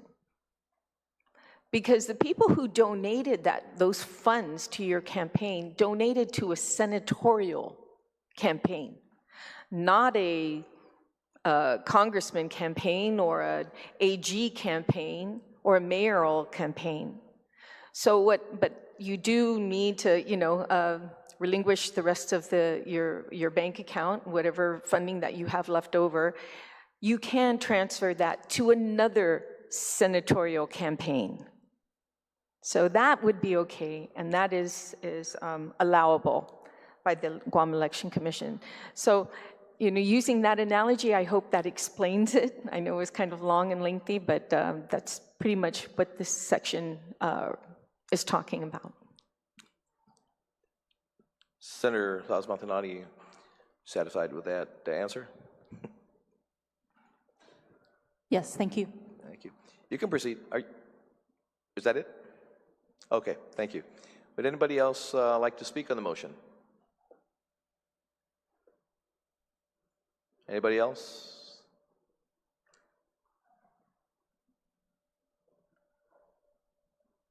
Speaker July? On the main motion, on the main motion.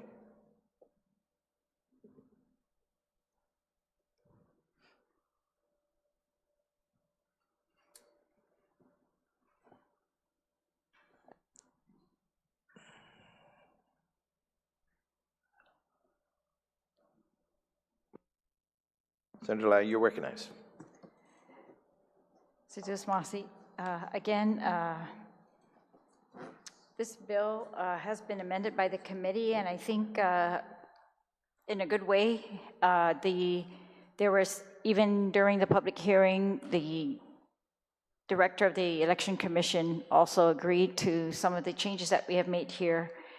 And in particular, that one where it was, the new bill was allowing, or the old bill was allowing transfer of funds from one campaign to a totally different campaign, and that kind of came out of the blue, was not consistent with, I think, their intent here, and that is just to get campaign finances reported earlier, more consistently. And so I think it's good that that provision was taken out, and if anybody wants to consider it, that should be done maybe separately, not as part of these like efficiency measures that we are doing for the Election Commission.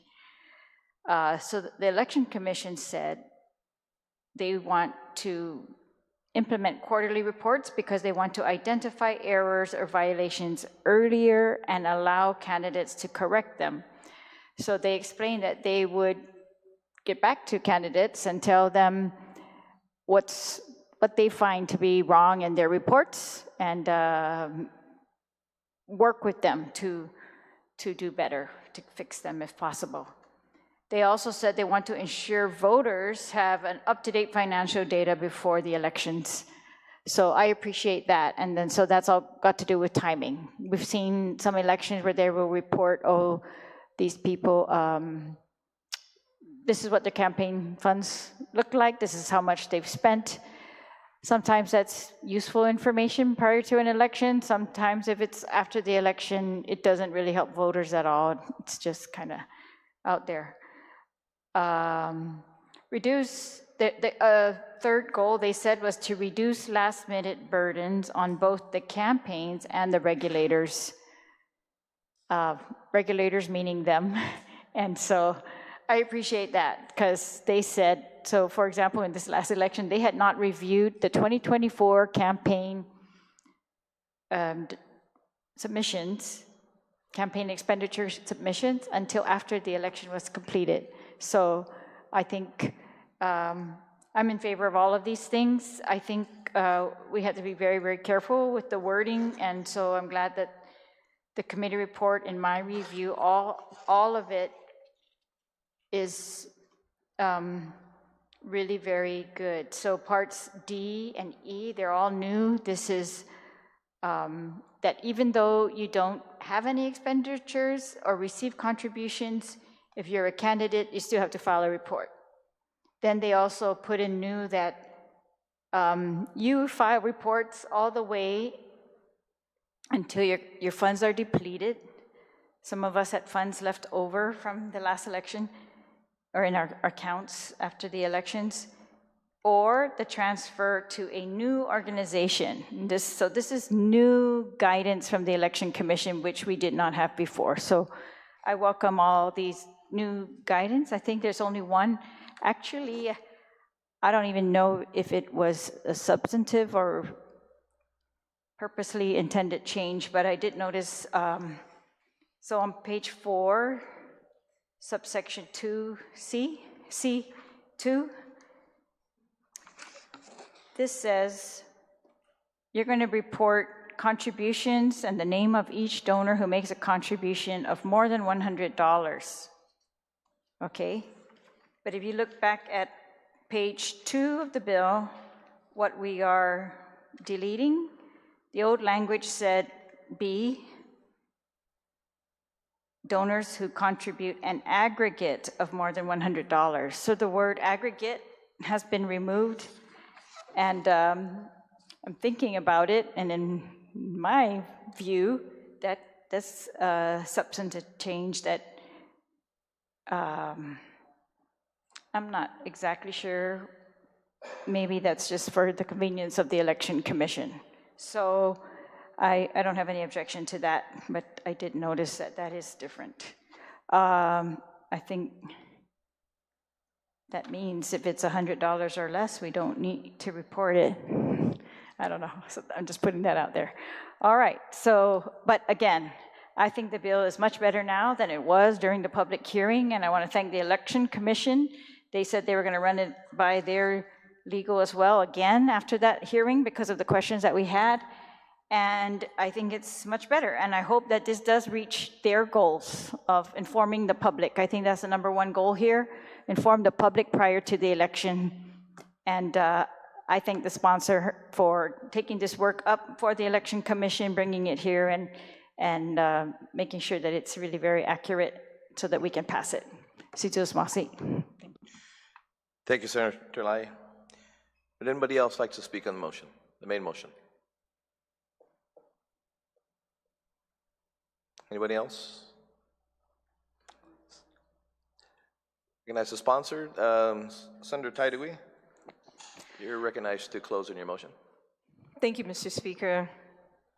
And my colleagues, too, thank you so much for your attention and engagement on Bill 55. This bill is a practical step toward strengthening our election system. It empowers the Guam Election Commission to conduct more timely reviews, assist candidates in maintaining compliance, and most importantly, it gives the people of Guam access to the information they deserve when they are making choices at the ballot box. Mr. Speaker, it's important as public servants, and it's our duty to uphold the transparency and accountability in all aspects of government, and especially in our elections. And I wanted to thank as well the Guam Election Commission and all their hard work, and I know I hound them about every week when we were trying to get these bills through and going through the markup meeting and ask them, are they ready yet? It's been concurred by the commission, the Board of Commission. Have they looked at this before, submitting it? And it was important to do that, Mr. Speaker, because I wanted to get these bills done way in advance before an election year. So there is no, anybody making some kind of assumptions at all. We wanted to get this done as soon as possible. And then just a heads up to my colleagues that there may be a couple more coming down the pipeline, and I'll try and have a public hearing on them as soon as possible. And I invite every single senator to come to those markup meetings to put their 2 cents in. So I greatly appreciate the work that my staff again has once again done for this, but especially those who attended the markup meetings, my vice chair, Senator Barnett, and Senator Therese Terlahi. And at this time, Mr. Speaker, I would like to put co-sponsors on this legislation, if I may. Yes. On the motion to place co-sponsors. Thank you, Mr. Speaker. And that motion, I place my Vice Chair, Senator Chris Barnett, Senator Therese Terlahi, and Senator Shelley Calvo as well. And of course, we can't leave out our good speaker, Speaker Frank Blas Jr., especially on this one. Okay. And I'll be sure to reach out to my other senators if they would like to be co-sponsors on the other 2 bills that may be coming down the pipeline. But that being said, I make that motion. On the motion to place, to add co-sponsors to the bill, any objections? There'd be no objection. Motion passes. Senator Terlahi. Thank you, Senator Tidy-Wee, right? Did you say Terlahi? I'm sorry, Tidy-Wee. Sorry. Okay. No, I think it's a compliment. Thank you. Both 2 corners. Yeah, we both have the same initials. Mm-hmm. And that being said, Mr. Speaker, I motion to place Bill 55-38 COR as amended into the voting file. On the motion to place Bill number 5538 CR as amended by the committee, any objections? Motion passes. Thank you. Thank you.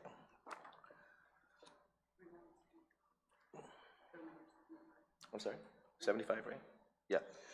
Bill number 75-38 COR. Speaker Blas, you're recognized. Thank you, Mr. Speaker. Mr. Speaker, I move Bill 75-38 COR as amended by the Committee on Economic Investment, Military Buildup, Regional Relations, Technology, Regulatory Affairs, Justice, Elections, and Retirement, introduced by myself, Frank F. Blas Jr., which is an act to amend subsection 3101B of Chapter 3, Title 16, Guam Code annotated, relative to exempting non-resident active duty service members and their dependents from driver's licensing requirements into the 3rd reading, and I'd like the opportunity to speak on it, please. On the motion, place Bill number 75-38 CR, 3rd reading. Please proceed. Thank you, Mr. Speaker. Mr. Speaker, at the request of actually Joint Region Marianas and in behalf of the military, active duty military members and their dependents, along and in light of what has been actually in law, in federal law, so that Guam can follow in the practice, what this bill would basically provide is that an individual who's a member of the United States Armed Forces on active duty on our island and having having possession of a valid driver's license, along with their dependents who also have active and valid driver's licenses from another territory, commonwealth, or state of the United States, that it is not necessary for them to obtain a Guam driver's license and the license of similar endorsement. When I say endorsement, it means if your license allows you to not just operate a vehicle, but also operate a commercial vehicle or a motorcycle, that be recognized as well, while the license is valid from the state of, or the area of its origin, that they don't necessarily have to get a driver's license on Guam, a Guam driver's license. Now, just to clarify a couple things here, first off, is that if the license is expired, it's no longer a valid license unless the individual obtains a renewal from their original state or the area that they first got their license from, or they have to get a Guam driver's license. That still applies. It only applies to an active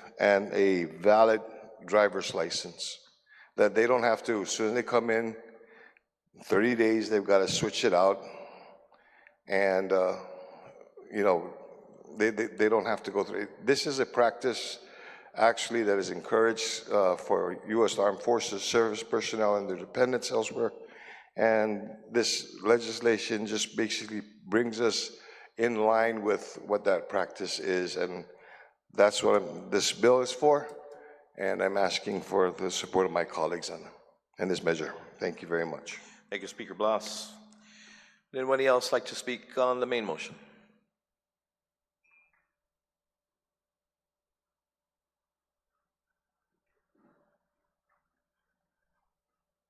Anyone else? Senator Gumatapa, you're recognized.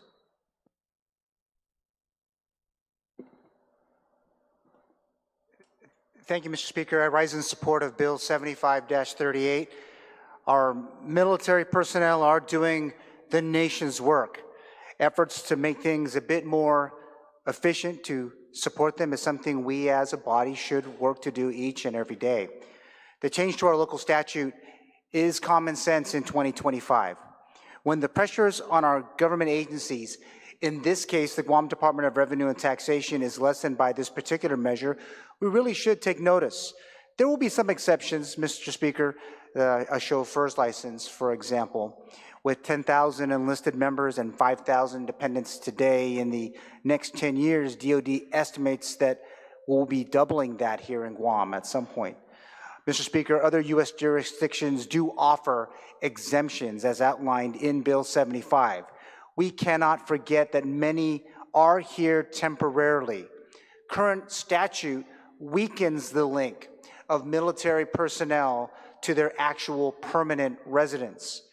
Bill 75 will save revenue tax money. A measure like this cannot come soon enough. Resources that are spent with driver's license creations could be saved. Our military folks do have to register their vehicles, and that cost surely not going away anytime soon. But Bill 75 will do much to support our military personnel that are stationed here. Again, they will still need to have a valid driver's license. Guam, with this bill, will soon align our patriotic host American community with the rest of our country with Bill 75. To our service members and the commands that are watching the deliberations today, thank you for your service in defense of our island and our great nation. Thank you, Mr. Speaker. Thank you, Senator Gumatapa. Anybody else like to speak? Senator Parkinson, you're recognized.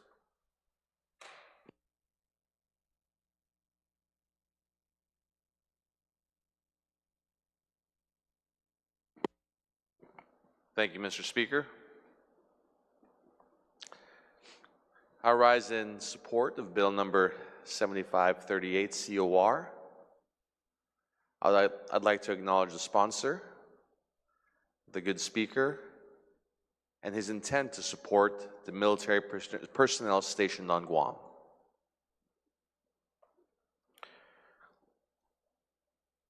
Guam has a long-standing commitment to hosting and respecting service members and their families. We honor those who serve, and Guam has always gone above and beyond in its hospitality toward the military community. But as lawmakers, we also have a duty to ensure public safety and legal consistency across our civilian and military populations. The bill amends 3101B of 16 GCA to extend the driver's license exemption to active duty service members and their dependents, provided they hold a valid license from another U.S. jurisdiction.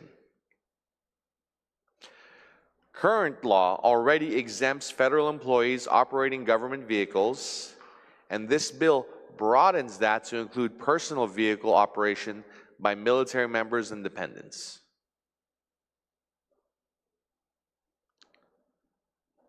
So, as we go through this process, we have to go through a few considerations.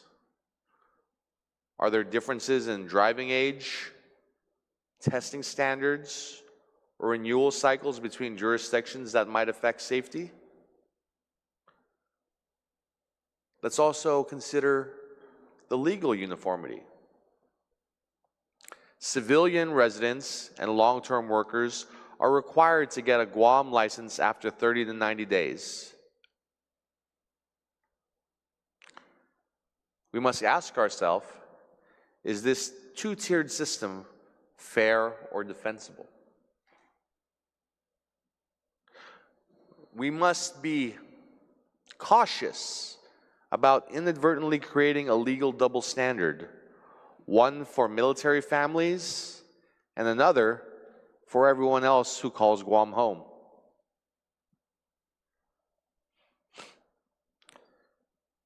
So I have a question, Mr. Speaker. Given that residents and civilian workers are required, as it stands right now, the current law basically states that military personnel, they're going to change out their driver's license. All that matters is them. They surrender their driver's license. They don't have to take another test because it is similar. Secondly, you're talking about a population that is transient as well as, unlike the residents, the true residents of Guam, these individuals are here only for a short period of time. And in some cases, the time of their being stationed on Guam is still within the time frame that their license is still valid in other places. I need to correct this in that it only applies to valid driver's licenses. If the license is expired, then they either have to get it reissued from their home state or the state of last residence where they got the license, or obtain a Guam driver's license. It only applies to a valid driver's license. And the reason why for this, again, is some of these individuals, you're only talking about short period of time being on Guam, and these times could be well within the time frame that their license is valid. And so what this provides is then recognizing that it is valid. They can continue to use that driver's license here, provided it's within the same endorsement. And the endorsement is, just because you have a driver's license from California that says you can operate a car doesn't necessarily say you can operate a motorcycle here. You've got to have that similar endorsement.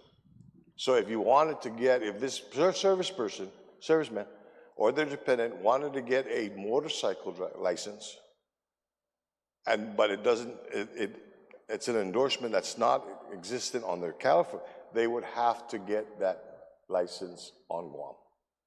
That does not preclude that. It has a similar endorsement. I hope that answers the question, Mr. Speaker. Senator Parkinson, does that answer your question? Yes, it does. Thank you very much, Mr. Thank Speaker. you. Please proceed.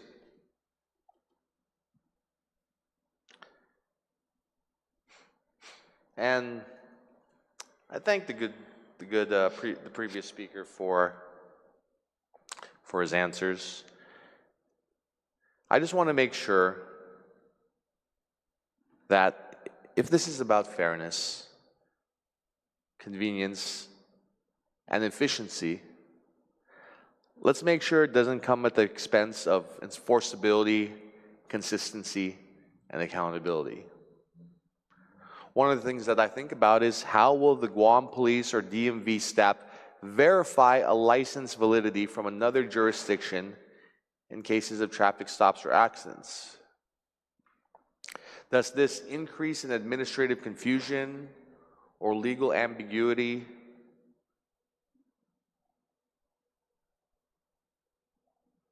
Does that gum up the process a little bit?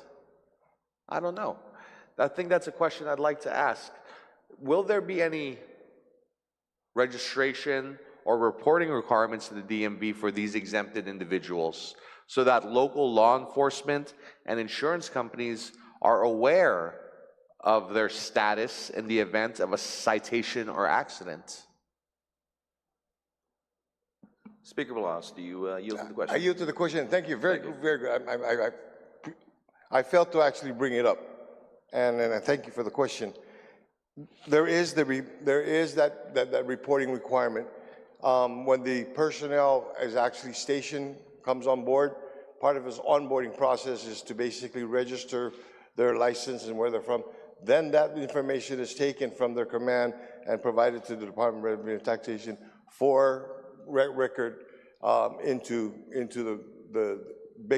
basically the data bank, the data of individuals who are licensed to drive on Guam with either Guam driver's license or license of another jurisdiction that fit under this category. So thank you very much.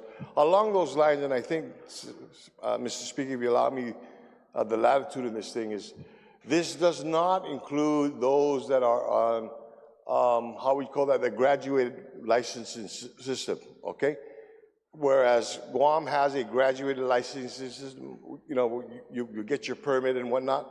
Permits do not qualify as permanent, as valid driver's licenses, okay? Those individuals graduated, they complete it in their home state or the state where they started at, they get their license, then they can drive here. But if they're gonna use that here, it can't be done. They would have to go through the process here. Speaker Parkinson, you satisfied with those answers? I am very satisfied. Okay. Thank you, sir. Please proceed.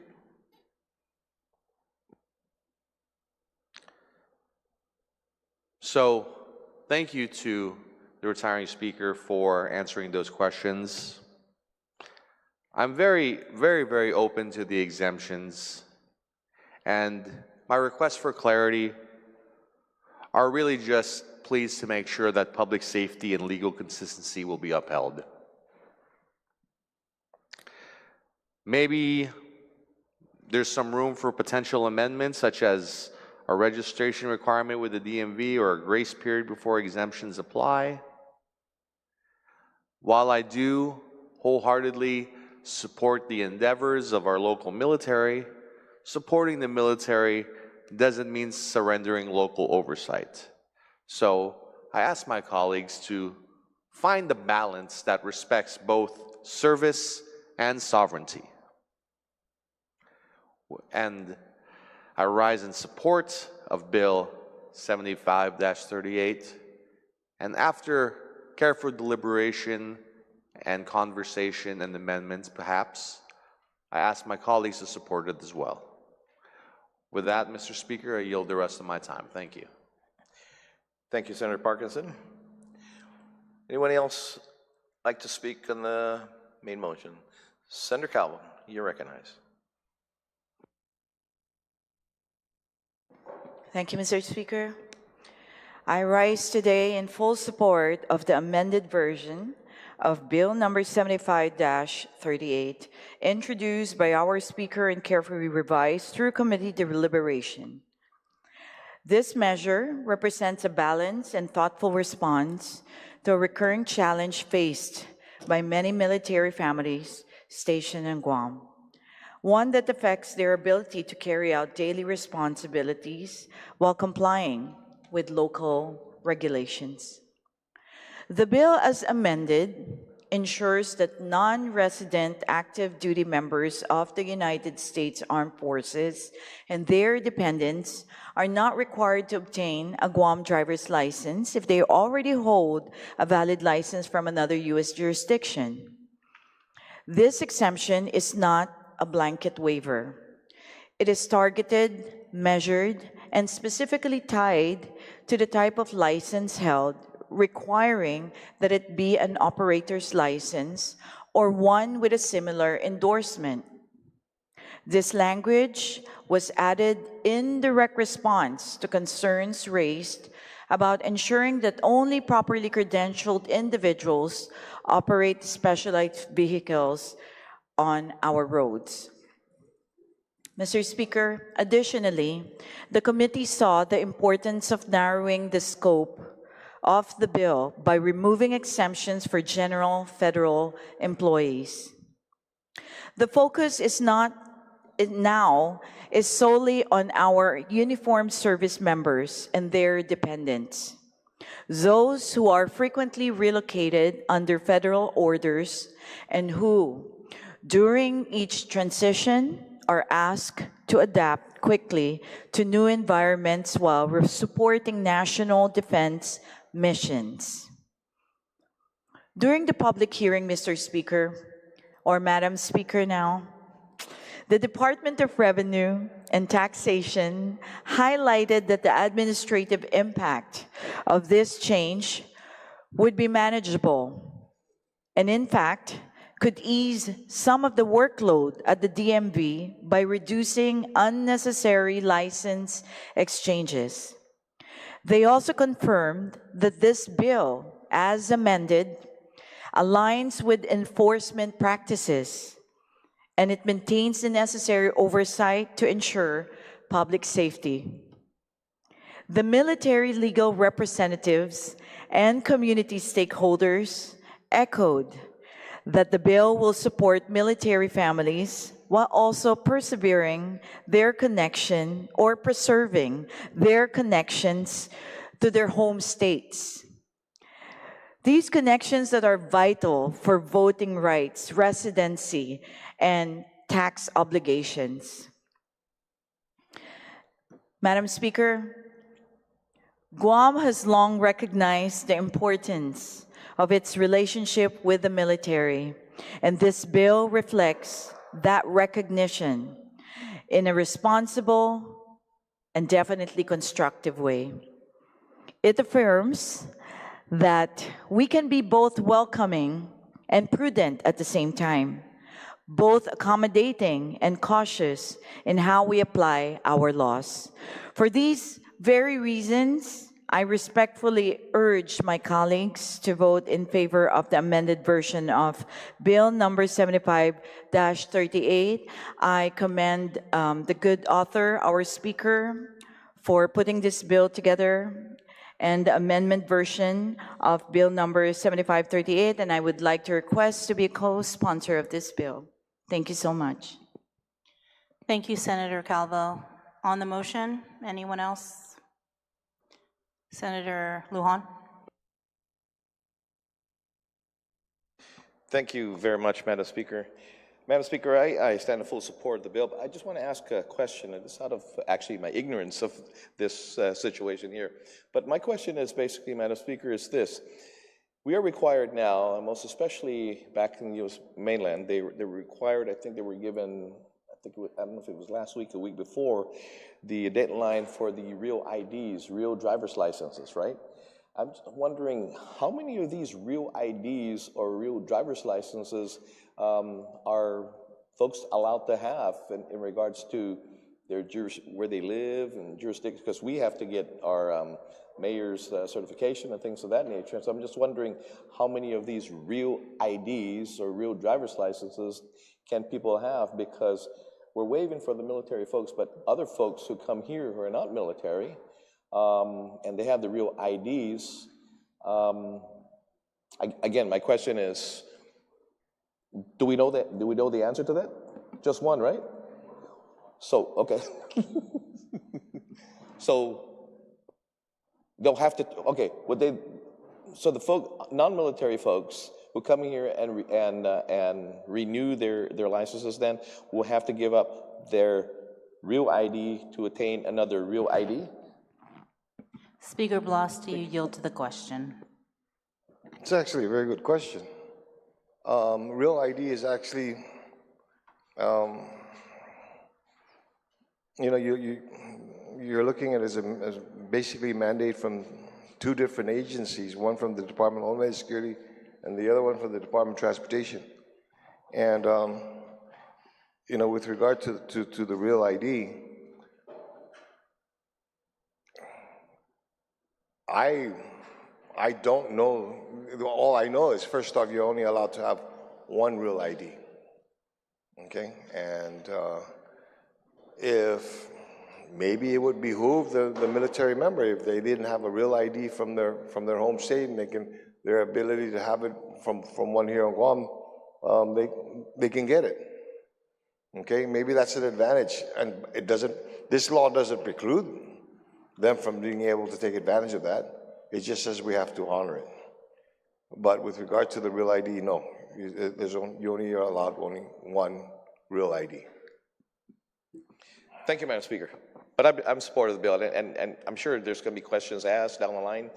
Again, folks not wanting to trade out their real ID because they're only here for whatever, a year or two, and if they're having to switch out their licenses and all that. So maybe it's something that we have to maybe clear with DMV, and whether or not, again, these real IDs or real driver's licenses, again, suffices, it's a one ID fits all everywhere. I don't know. Anyway, but thank you, Madam Speaker. Thank you, Mr. Speaker, as well. Thank you. Thank you, Senator Lujan. Anyone else on the motion who would like to speak? Senator Terlahi, you are recognized. Sujus Masi, I just wanted to note something I found in the committee report that I wasn't aware of. So according to the revenue and taxation, because I was looking for the fiscal impact, it wasn't predicted because they said they didn't have enough info at BBMR, but revenue and taxation in their testimony on the bill said that since DRT currently does not collect driver's license related fees for non-resident active duty service members and their spouses, the fiscal impact is expected to be minimal, as it would be limited to other dependents. That's what our bill is doing. So I guess already they exempt the active duty and their spouses from fees, and this bill would be now extending it to dependents, and they're claiming it will be minimal.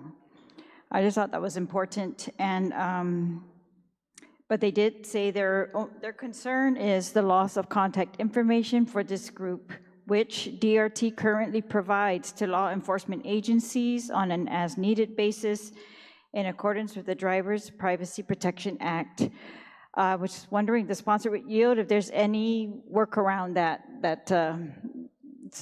DRT and GPD are going to feel comfortable with. There actually is a process, ma'am, and it's a process that is actually dated back to when the good senator from GO and I were both in the police department.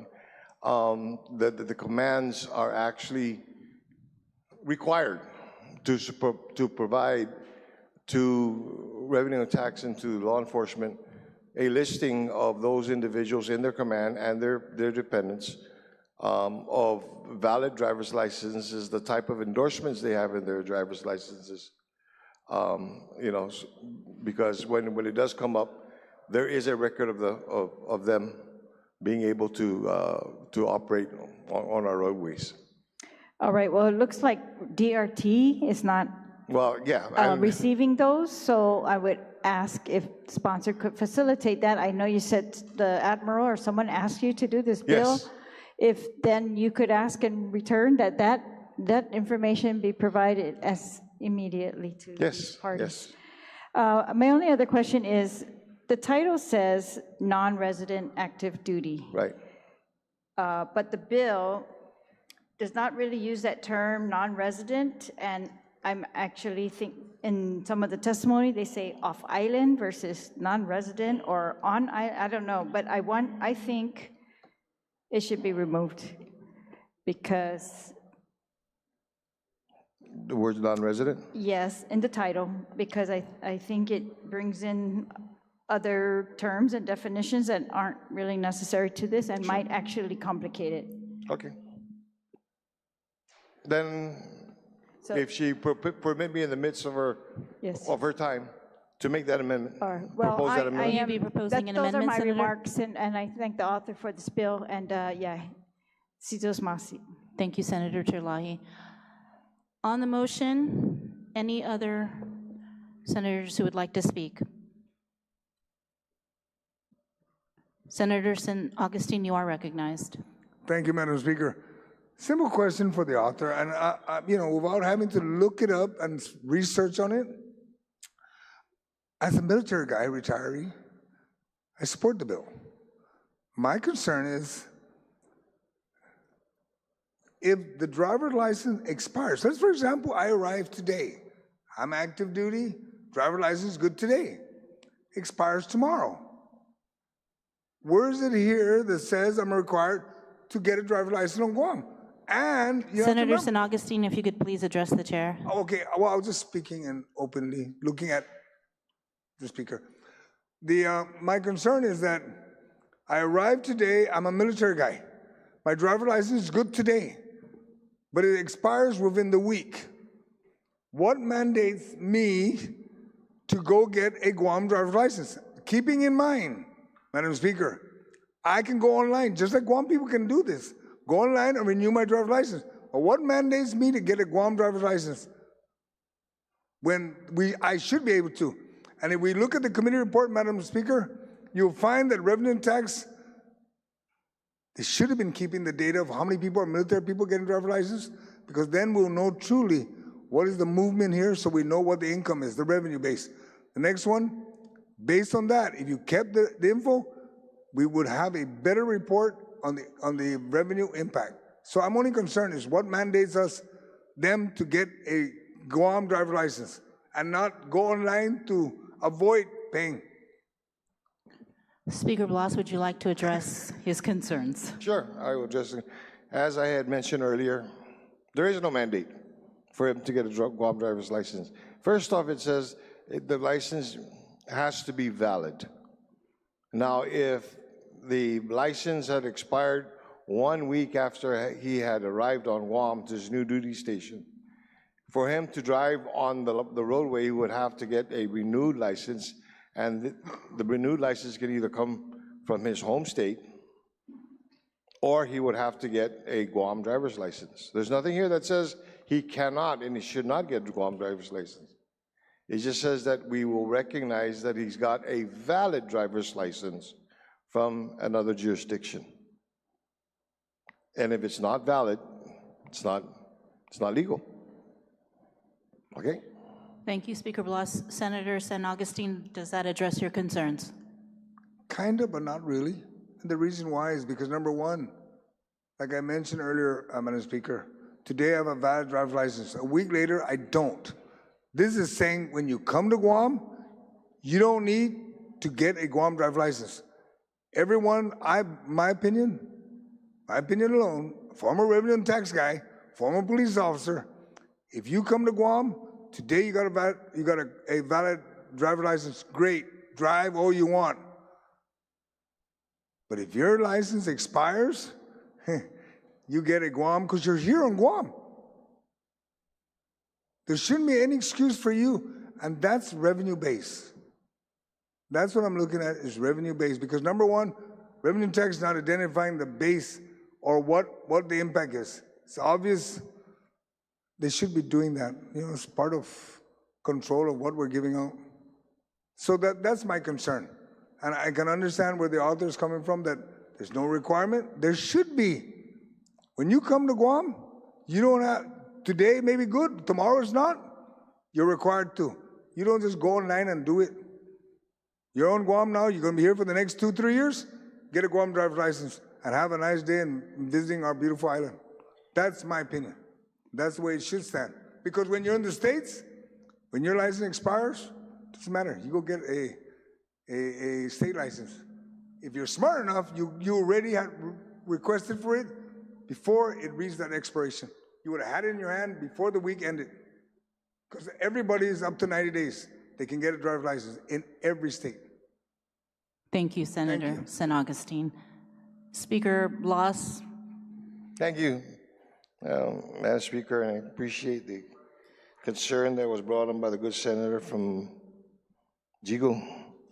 But since the decades since he last retired from the military, the laws have changed, okay? In that now federal statutes provide, and basically there was a thing called USERA that basically made a number of changes to a lot of the ways that the laws were changed in Guam.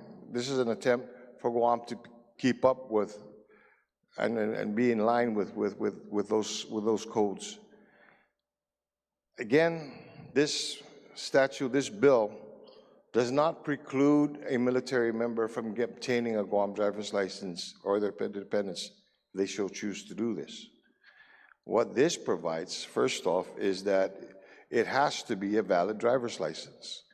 Now, if the individual is going to revalidate or get a valid renewed driver's license, they can get it from their different districts. And I understand his concern with regards to the fees and everything.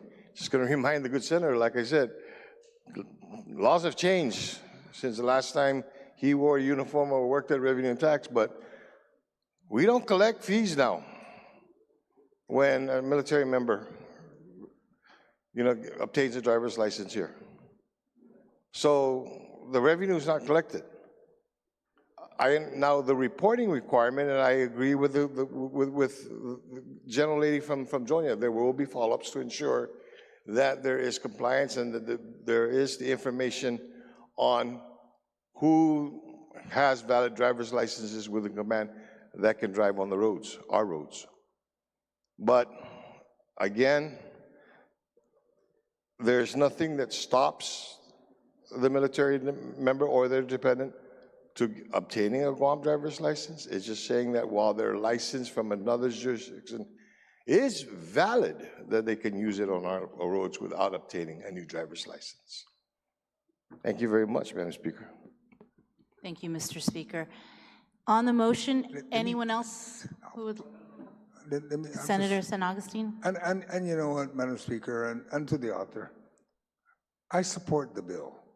I was just asking questions in relation to the impact. And if I can be a co-sponsor, I appreciated the kindness of his heart. I'd be a co-sponsor. Thank you, Madam Speaker. Thank you, Senator San Augustine. On the motion, Senator Taidigui, you are recognized.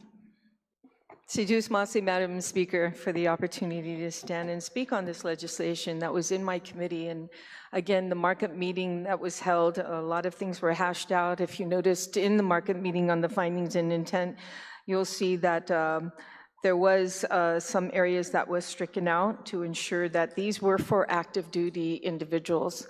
Also, it was brought up earlier about the financial impact with this, if any, and in fact, I think the impact would actually be better for the government of Guam, because I can ask you how many people on this island have gone to Rev Tax and stood in line for hours and hours and hours trying to get their driver's license, just for that alone. So this will actually shorten those lines a bit this would help alleviate all those work hours or manpower at Revenue Tax in renewing these licenses. So it has done some good with regards to this. So that was also recognized. I do agree, however, with the striking out, and we should have caught that in the markup meeting. We're not perfect, but that's why we have great minds here to recognize certain areas that in the bill that can better the bill and not confuse it in any way moving forward. And that is, I would just like to make one amendment and a notwithstanding. So the first one would be to make a motion notwithstanding that I make a motion without it being in writing.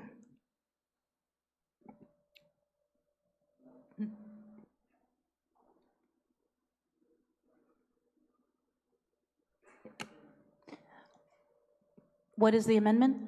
The amendment would be just to strike out in the title that was mentioned earlier, non-resident. That's fine. Okay, so on the motion to amend? Okay. Hey, you're not supposed to say that then. Okay. Any objection?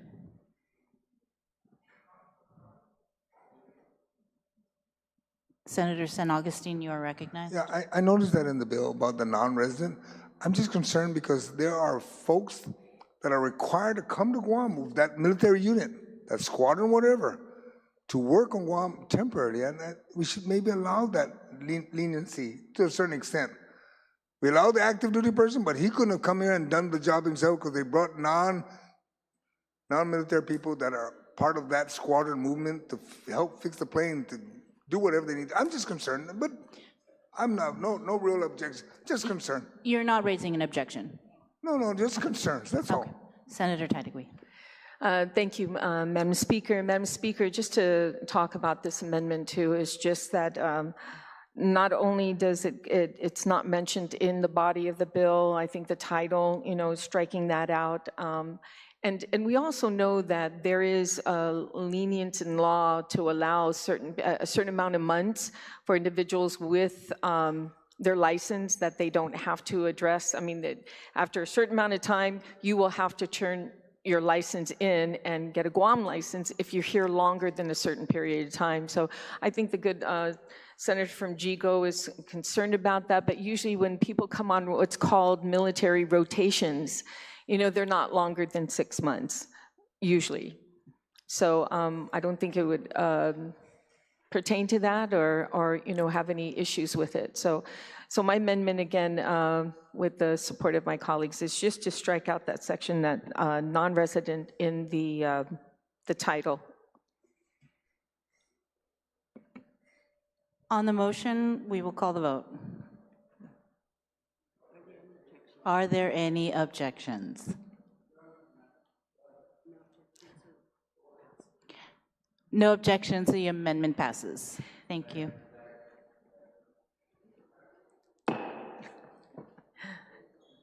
Senator Tadegui, you are recognized.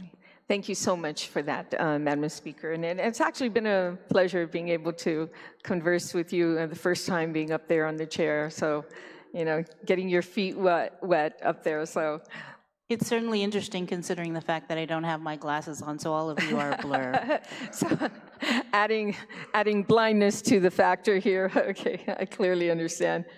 Other than that, that was in the markup meeting. There's actually nothing further, other than I appreciate this legislation so we can lessen the lines up at Revenue Tax for driver's license. I'm sure everyone is clapping right now at home listening to this and saying, oh, thank goodness. Okay, well, thank you so much, Madam Speaker, for the opportunity. Thank you, Senator Tadegui. On the motion, anyone else who would like to speak? Vice Speaker Tony Atta, you are recognized. Thank you, Madam Speaker. I stand in full support of Bill 78-35. You know, the previous speaker, the general lady from Tumuning, had mentioned that this was only for active duty members, but I believe the bill does say active duty members and their dependents. So this covers, I just wanted to make clarification that it is the active duty member and their dependents. So thank you again to the speaker for introducing this piece of legislation, and I ask my colleagues as well for their support. Thank you, Vice Speaker. On the motion, anyone else who would like to speak? If there is no one else, Speaker Blas, you may close. Thank you very much, Madam Speaker. You're a quick learner, so great job up there. Okay. You know, Madam Speaker, I want to thank my colleagues for the discussions, and very valid discussions, very valid concerns that are brought up. We just want to make sure cross our T's and dot our I's, even if the legislation is basically less than a page long. But it has significance in it. Before I close on this thing, I want to thank the committee and the committee chair for the oversight and as well as the markup on this. I tell you what, Madam Speaker, I was in awe when we went to the oversight, to the markup meeting and saw the number of screens, computer screens that I had to look at to be able to see where, what amendment was going where. Because you were surrounded, you felt like you were in some cybersecurity office just to get something passed. But it was really great. I want to also thank my colleague Senator Chris Barnett that was there as well. Although I think half the time he was eating the popcorn, but he did contribute to the conversation, and I can recall some of the conversations we were having with the bill. And so I want to appreciate, I want to say thank you, first off, kudos, and thank you very much for their help and their assistance in this thing. And I also, before I close, I'd be remiss to add co-sponsors to the legislation, Madam Speaker. At this time, I'd like to move to add as co-sponsors, obviously, the wonderful chair of the committee, Senator Tel Taidui, as a co-sponsor. The colleague that was with me to help, Senator Chris Barnett. Chris, yes? Yes, okay. Senator Jess Lujan, Senator Joseph Augustine, Senator Shelley Vargas Calvo, Vice Speaker Tony Atta, Senator Will Parkinson, thank you very much for the questions, Senator Shango Matato. And I know that she's over there, but she's being very quiet. I'm going to check to see if Senator Sabina Paris would like to be a co-sponsor to this, as well as you, Madam Chair, Madam Speaker, to be a co-sponsor. So basically, it's all members present to be co-sponsors to the bill. On the motion to add all senators present as co-sponsors, any objections to the motion? No objection, motion passes. With that, Madam Speaker, I appreciate the opportunity. And at this time, without further ado, I'd like to be able to move this bill, 75-38 COR, as amended by the committee and amended on the floor, up to the third reading file. On the motion to move bill number 7538 as amended by the committee on the floor to the voting file, any objections? No objections, so ordered. You're next. 1 minute recess.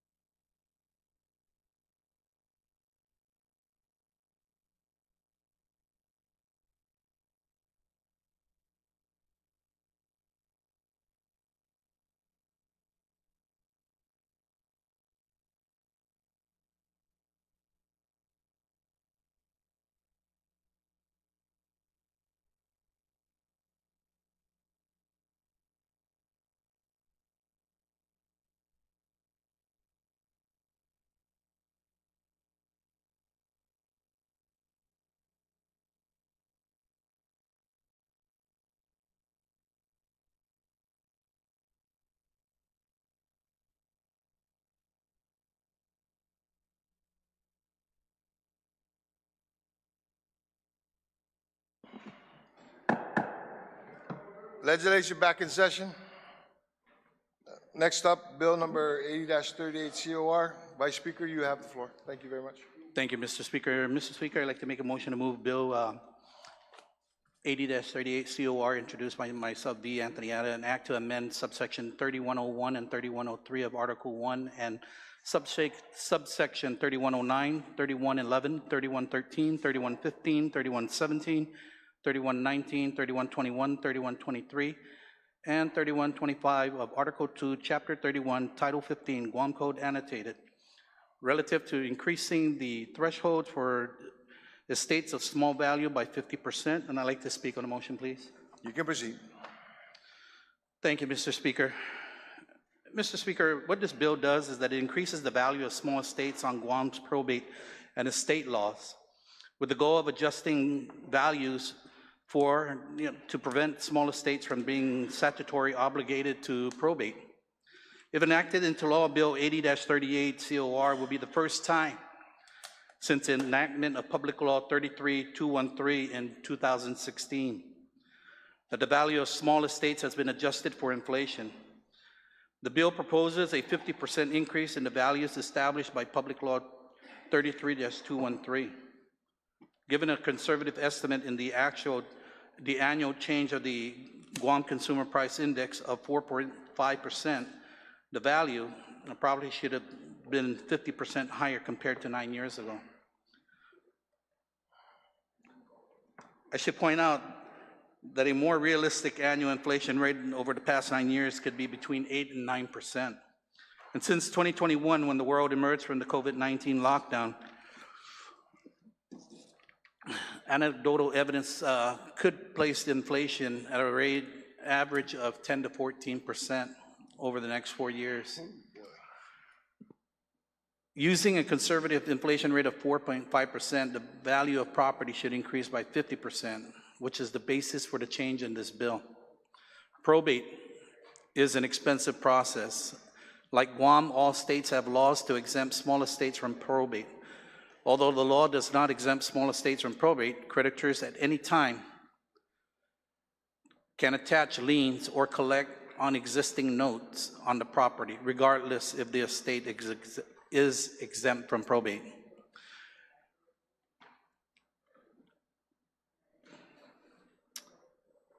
It's my hope that this bill becomes law soon. It will benefit property owners, their heirs, and the courts. The Attorney General's office supported this bill, and I kindly ask my colleagues to please support this bill as well. Thank you, Mr. Speaker. You're very welcome. On the bill, 80-38 COR, any senators wishing to speak on this bill? On the bill, any senators wishing to speak on the bill? No senators wishing to speak on the bill? Senator, Vice Speaker, you can close. Thank you, Mr. Speaker. Increasing the threshold for estates of small value by 50% is not just a financial adjustment. It is a commitment to efficiency, fairness, and accessibility in our probate system. For many families, navigating estate settlements can be complex and costly, especially when dealing with smaller estates. By raising the threshold, we reduce bureaucratic hurdles, allowing heirs to access assets more swiftly and with fewer legal burdens. This change will streamline probate processes, ensuring that families can focus on honoring their loved ones rather than being entangled in lengthy legal procedures. Furthermore, this adjustment reflects the economic realities of today. Inflation and rising costs have altered the value of assets, making it essential that our laws keep pace with financial shifts. By increasing the threshold, we protect families from unnecessary expenses and ensure that estate administration remains fair and practical. We move forward with this initiative, and I'm sure that more families will be able to appreciate what value they can keep within their families rather than having it spent for unnecessary expenses. With that, Mr. Speaker, I thank my colleagues, and I'd like to move Bill number 80-38 COR to the voting file. On the motion to move Bill 80-38 into the third reading file, are there any objections? No objections, so ordered. Vice Speaker, you still have another bill?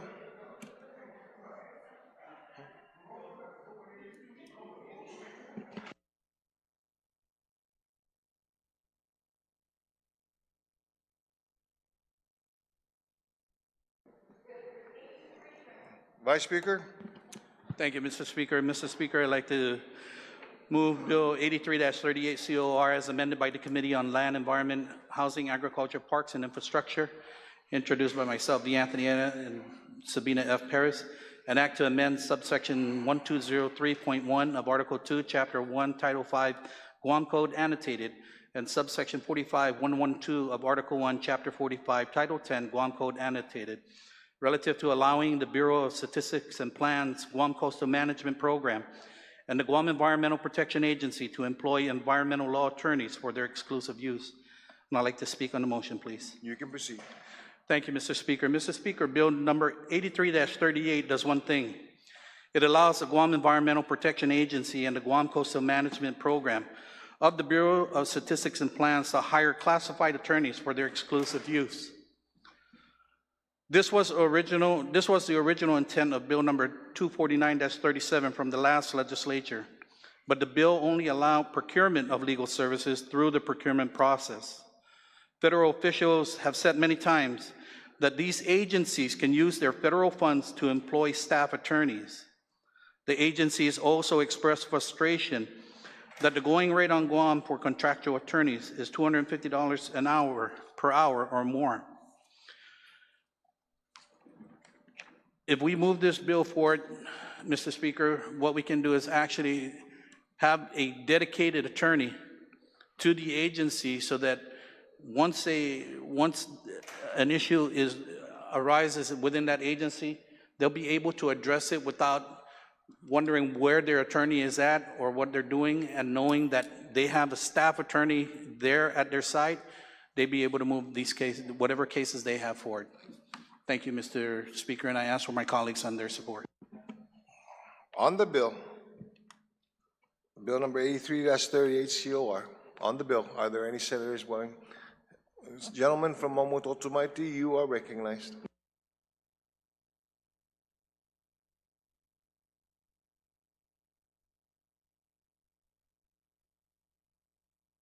Thank you, Mr. Speaker. I rise in support of this legislation, and I'd like to thank the sponsor and the co-sponsor for addressing a practical and long-standing structural problem. There are unique regulatory and legal complexities faced by both Guam EPA and the Guam Coastal Management Program. Environmental protection is fundamentally a legal endeavor. From enforcing pollution controls to interpreting federal grant requirements, both Guam EPA and the Guam Coastal Management Program need tailored, responsive legal support. For the people at home, what the bill does is it authorizes Guam EPA and the Guam Coastal Management Program to hire an in-house environmental attorney using federal funds. There's a dual pathway.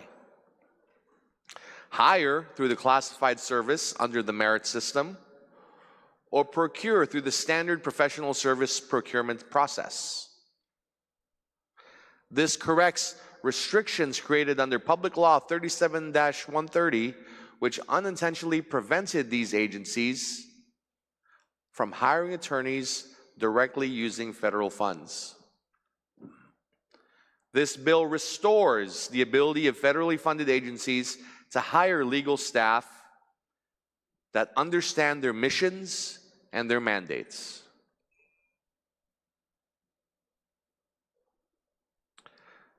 As far as federal alignment is concerned, federal environmental grantors expect grantee agencies to be properly staffed, including legal counsel for enforcement and compliance. And this legal expertise is necessary. In the context of their work, environmental law is very complex and highly specialized. In-house counsel ensures real-time access, reduced external legal costs, and allows legal strategy to align with agency missions. Hiring attorneys through the classified service ensures job protections, competitive hiring, and professional standards.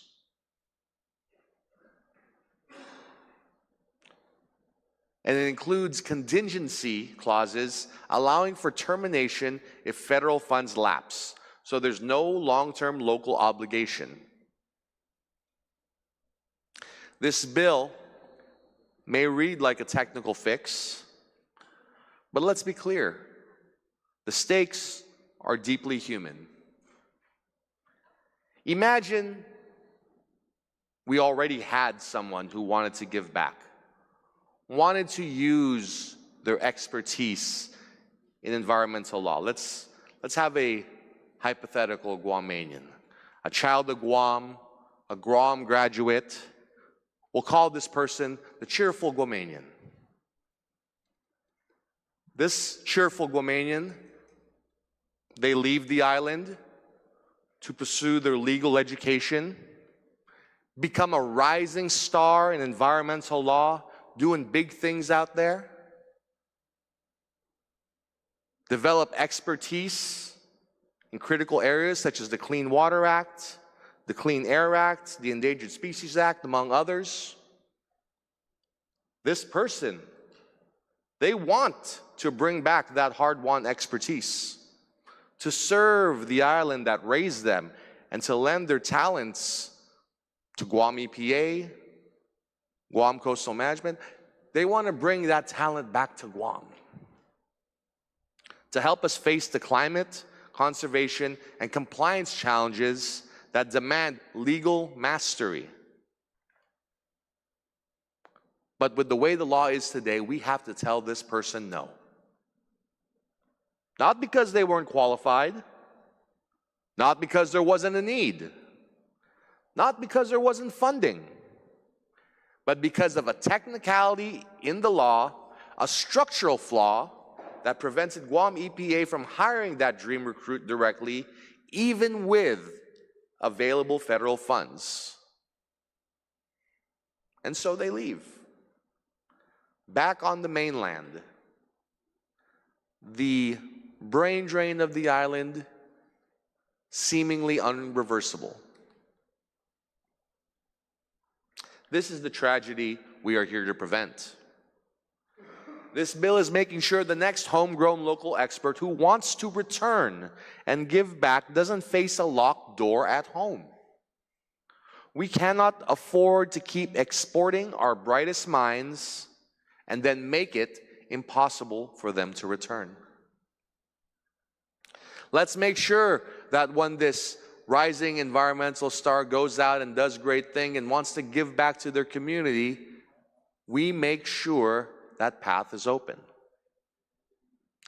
Before I close, I'd like to ask a question. Does the ability to hire an attorney as a classified employee include clear protections to prevent diversion of that attorney's duties to other agencies not tied to environmental regulation? Would the author yield to the question? Yes, thank you, Mr. Speaker. Yes, it does, because that attorney will be hired specifically for that agency, using those federal funds that are available to that attorney for that position within EPA or coastal management. Does that answer your question, Senator? Yes, sir. Thank you very much. The other question I have is, has the Attorney General's office been consulted, and do they support this approach to decentralizing legal services for these two agencies?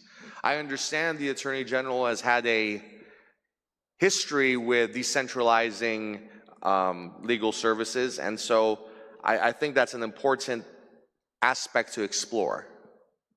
Thank you for the question. Would the author of the question? Bill, yield to the question. Yes, thank you, Speaker. As you know, the Attorney General's office is inundated with different types of cases. And employing these individuals within these agencies will relieve those attorneys within the department, within the Attorney General's office. And these attorneys will be able to concentrate on these issues that are pressing forward within, most especially within the Guam Environmental Protection Agency.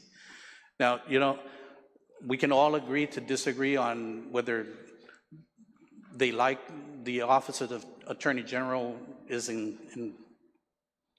support of this or not.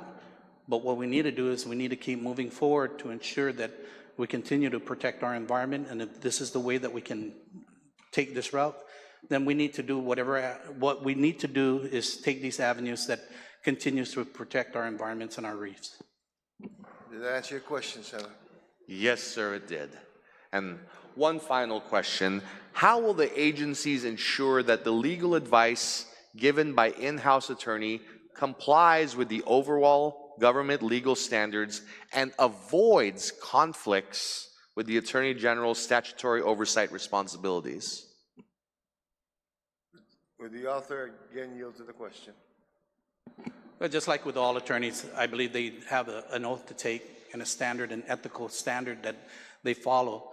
So if they find themselves within a conflict or not, that they will continue to represent the agency or the department in full compliance with our local laws and governance as we see forward. Thank you, Mr. Speaker. All right. I appreciate the author's willingness to engage with these questions. I would like to reiterate and express my full support for the measure. I want to emphasize that this is a legal infrastructure fix, not an expansion of bureaucracy. And whether it's coastal erosion or hazardous waste enforcement, Guam EPA and GCMP deserve counsel who are part of the mission, not just temporary consultants. This bill empowers that. I would like to once again thank the author and his co-author. I'd like to request to be a co-sponsor on this bill. I'd like to ask all my colleagues to support this bill. And with that, Mr. Speaker, I yield the rest of my time. Thank you. Thank you very much, Senator. On the bill, Senator from Talafova, you're recognized. Thank you, Mr. Speaker. I rise in support of Bill 83-38. When I got sworn in and started talking with the agencies, Mr. Speaker, that are under my oversight, I asked about their engagement of attorneys to support their policy review and creation, among other things. Again, policy creation. Legal support is critical in so many ways. Mr. Speaker, Bill 83 is consistent with these discussions that I've had with Guam's public safety agencies. It pushes legal support of our critical environmental agencies, again, specifically Guam EPA and the Guam Coastal Zone Management Program. I think, Mr. Speaker, the executive branch really, though, needs to push harder in terms of bringing on attorneys. And I want to just say that when I look back at the public hearing, the words from the heads of both Guam EPA and Guam Coastal Zone Management, they were very keen to get legal help to support their collective work. I want to thank the author for his work on this and would ask him if I can be added as a co-author to Bill 83-38 at this time. Thank you, Mr. Speaker, for the time. Thank you, Senator Matato, and on the request that he would like to be a co-sponsor. Okay. Any other senators willing to speak on the bill? This gentlelady from Barragata, ma'am, you're recognized. Thank you, Mr. Speaker. I rise in support of this measure. As a co-sponsor, I do appreciate the sponsor for pushing forward with this measure. It was introduced in the previous legislature, but it was definitely amended, and so I'm appreciative that we are coming back to this. As was stated earlier, Guam EPA, BSP are tasked with adhering to stringent, complex laws and regulations that protect our natural resources and environment. And in many respects of the work that they are mandated to do, the legal counsel specialized in environmental law is essential for ensuring compliance and enforcement in accordance with these laws, which includes many cornerstone laws like the Resource Conservation and Recovery Acts, which is RCRA, CERCLA, the Comprehensive Environmental Response Compensation Liability Act, and now we have the finalized rules for PFAS, the updated Safe Drinking Water Act. So there are many very complex laws, and I happen to be in the front seat of this when we updated many of these regulations. And every letter, every comma counts. And I was very appreciative of the access to experts in the US EPA. And this is what this bill can bring. It can bring the in-house legal expertise here on Guam. So make it more accessible to us here. There are many regulations that need updating, decades old. And fortunately, I was able to be a part of that when the Attorney Finney was available to Guam EPA. She was designated to be the legal counsel for them. And we were able to work on very important regulation updates. And so very grateful for that. But because they lack the in-house counsel, their ability to update these regulations are hampered, which are greatly needed at this time. And I do stand in full support of this legislation. In regards to BSP, BSP was actually one of the first entities that asked for this, way before Guam EPA did. And they too are important because they are the centralized planners of the government of Guam. They are the implementers of the Guam Coastal Zone Management Act, which is also very important in ensuring environmental protections and laws are followed here in Guam.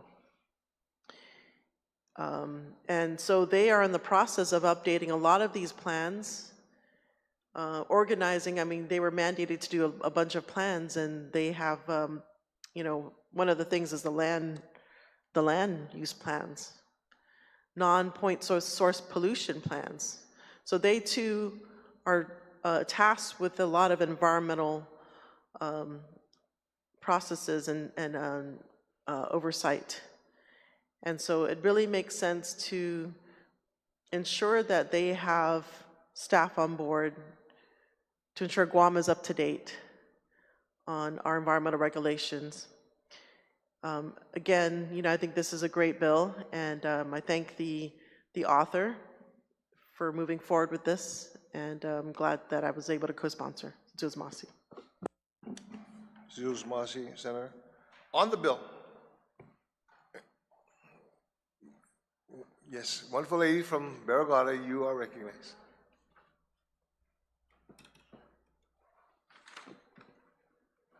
Thank you, Mr. Speaker. Half a day again, colleagues. I rise in support of Bill number 83-38 COR, which seeks to give the Guam Environmental Protection Agency and the Guam Coastal Management Program the authority to employ environmental law attorneys for their exclusive use. This bill is rooted in the recognition that these agencies operate under complex legal frameworks that demand consistent, specialized legal support to carry out their responsibilities effectively. Mr. Speaker, the intent of this measure is to ensure that both GEPA and GCMP have access to legal counsel who understand the unique demands of environmental protection, land use regulation, and federal grant compliance. These agencies are tasked with enforcing laws that directly impact public health, natural resource conservation, and community safety. Without dedicated legal representation, their ability to act decisively enforce standards and protect the public interest is basically limited. This bill is about empowering these agencies to meet their missions, respond quickly to environmental threats, and navigate the legal dimensions of their work without unnecessary delays. It supports more efficient government operations and strengthens our commitment to environmental stewardship. Mr. Speaker, for these reasons, I fully support the intent of the bill and I urge its passage. Thank you so much. Thank you very much, ma'am. On the bill, good gentleman from Jonia, you're recognized.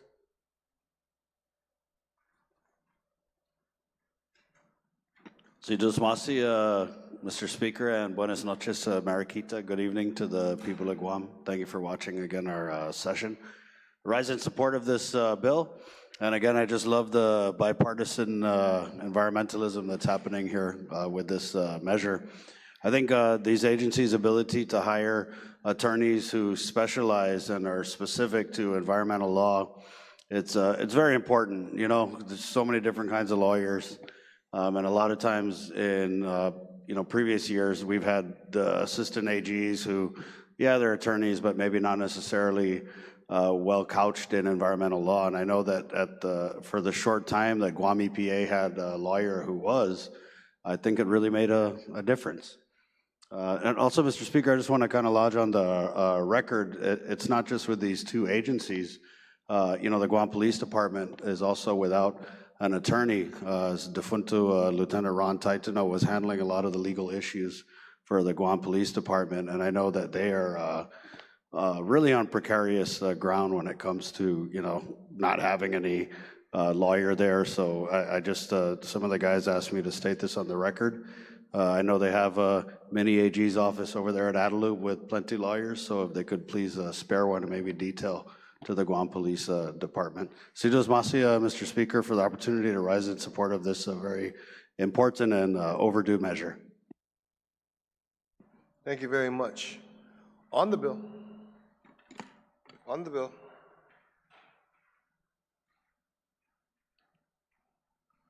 Okay, no other senators on the bill? Vice Speaker, you can close. Thank you, Mr. Speaker, and thank you to all my colleagues for their support and also for their comments on Bill 83-38. Before I close, Mr. Speaker, I would like to make an amendment to add Senator Parkinson, Gumatauta, you, Speaker Blas, Senator Calvo, and Senator Barnett as co-sponsors to this piece of legislation. On the motion to add co-sponsors, are there any objections? No objections, so ordered. Thank you, Mr. Speaker. Bill 83-38 COR, Mr. Speaker, will allow the Bureau of Statistics and Plans Guam Coastal Management Program and the Guam Environmental Protection Agency to employ environmental law attorneys for their exclusive use is a necessary step forward to ensuring effective governance, legal compliance, and proactive environmental protection. Guam's natural resources are precious and vulnerable, requiring specialized legal services to navigate complex environmental regulations, enforce policies, and safeguard our island's future. By granting Guam Coastal Management Program and the Guam Environmental Protection Agency the ability to employ dedicated environmental law attorneys, we strengthen our ability to address legal challenges, uphold environmental standards, and respond swiftly to emerging issues. This initiative is not just about legal representation, it's about empowering agencies with the tools they need to protect our land, waters, and communities. With climate change and environmental concerns becoming more urgent, having in-house legal counsel ensures that Guam remains at the forefront of sustainable development and responsible resource management. Again, I'd like to thank my colleagues for their support, and I'd like to motion to move Bill 83-38 COR to the third reading. Down. On the motion, send the bill to third reading. Any objections? No objections, so ordered. Okay, colleagues, it is 7 minutes to 6 p.m. We're gonna go ahead and take a dinner break, be back here at 7:30 p.m., and hopefully we can finish all the bills that we have left on the docket, okay? So come back at 7:30 p.m. 7:30 p.m., okay? So recess till 7:30. We're on recess.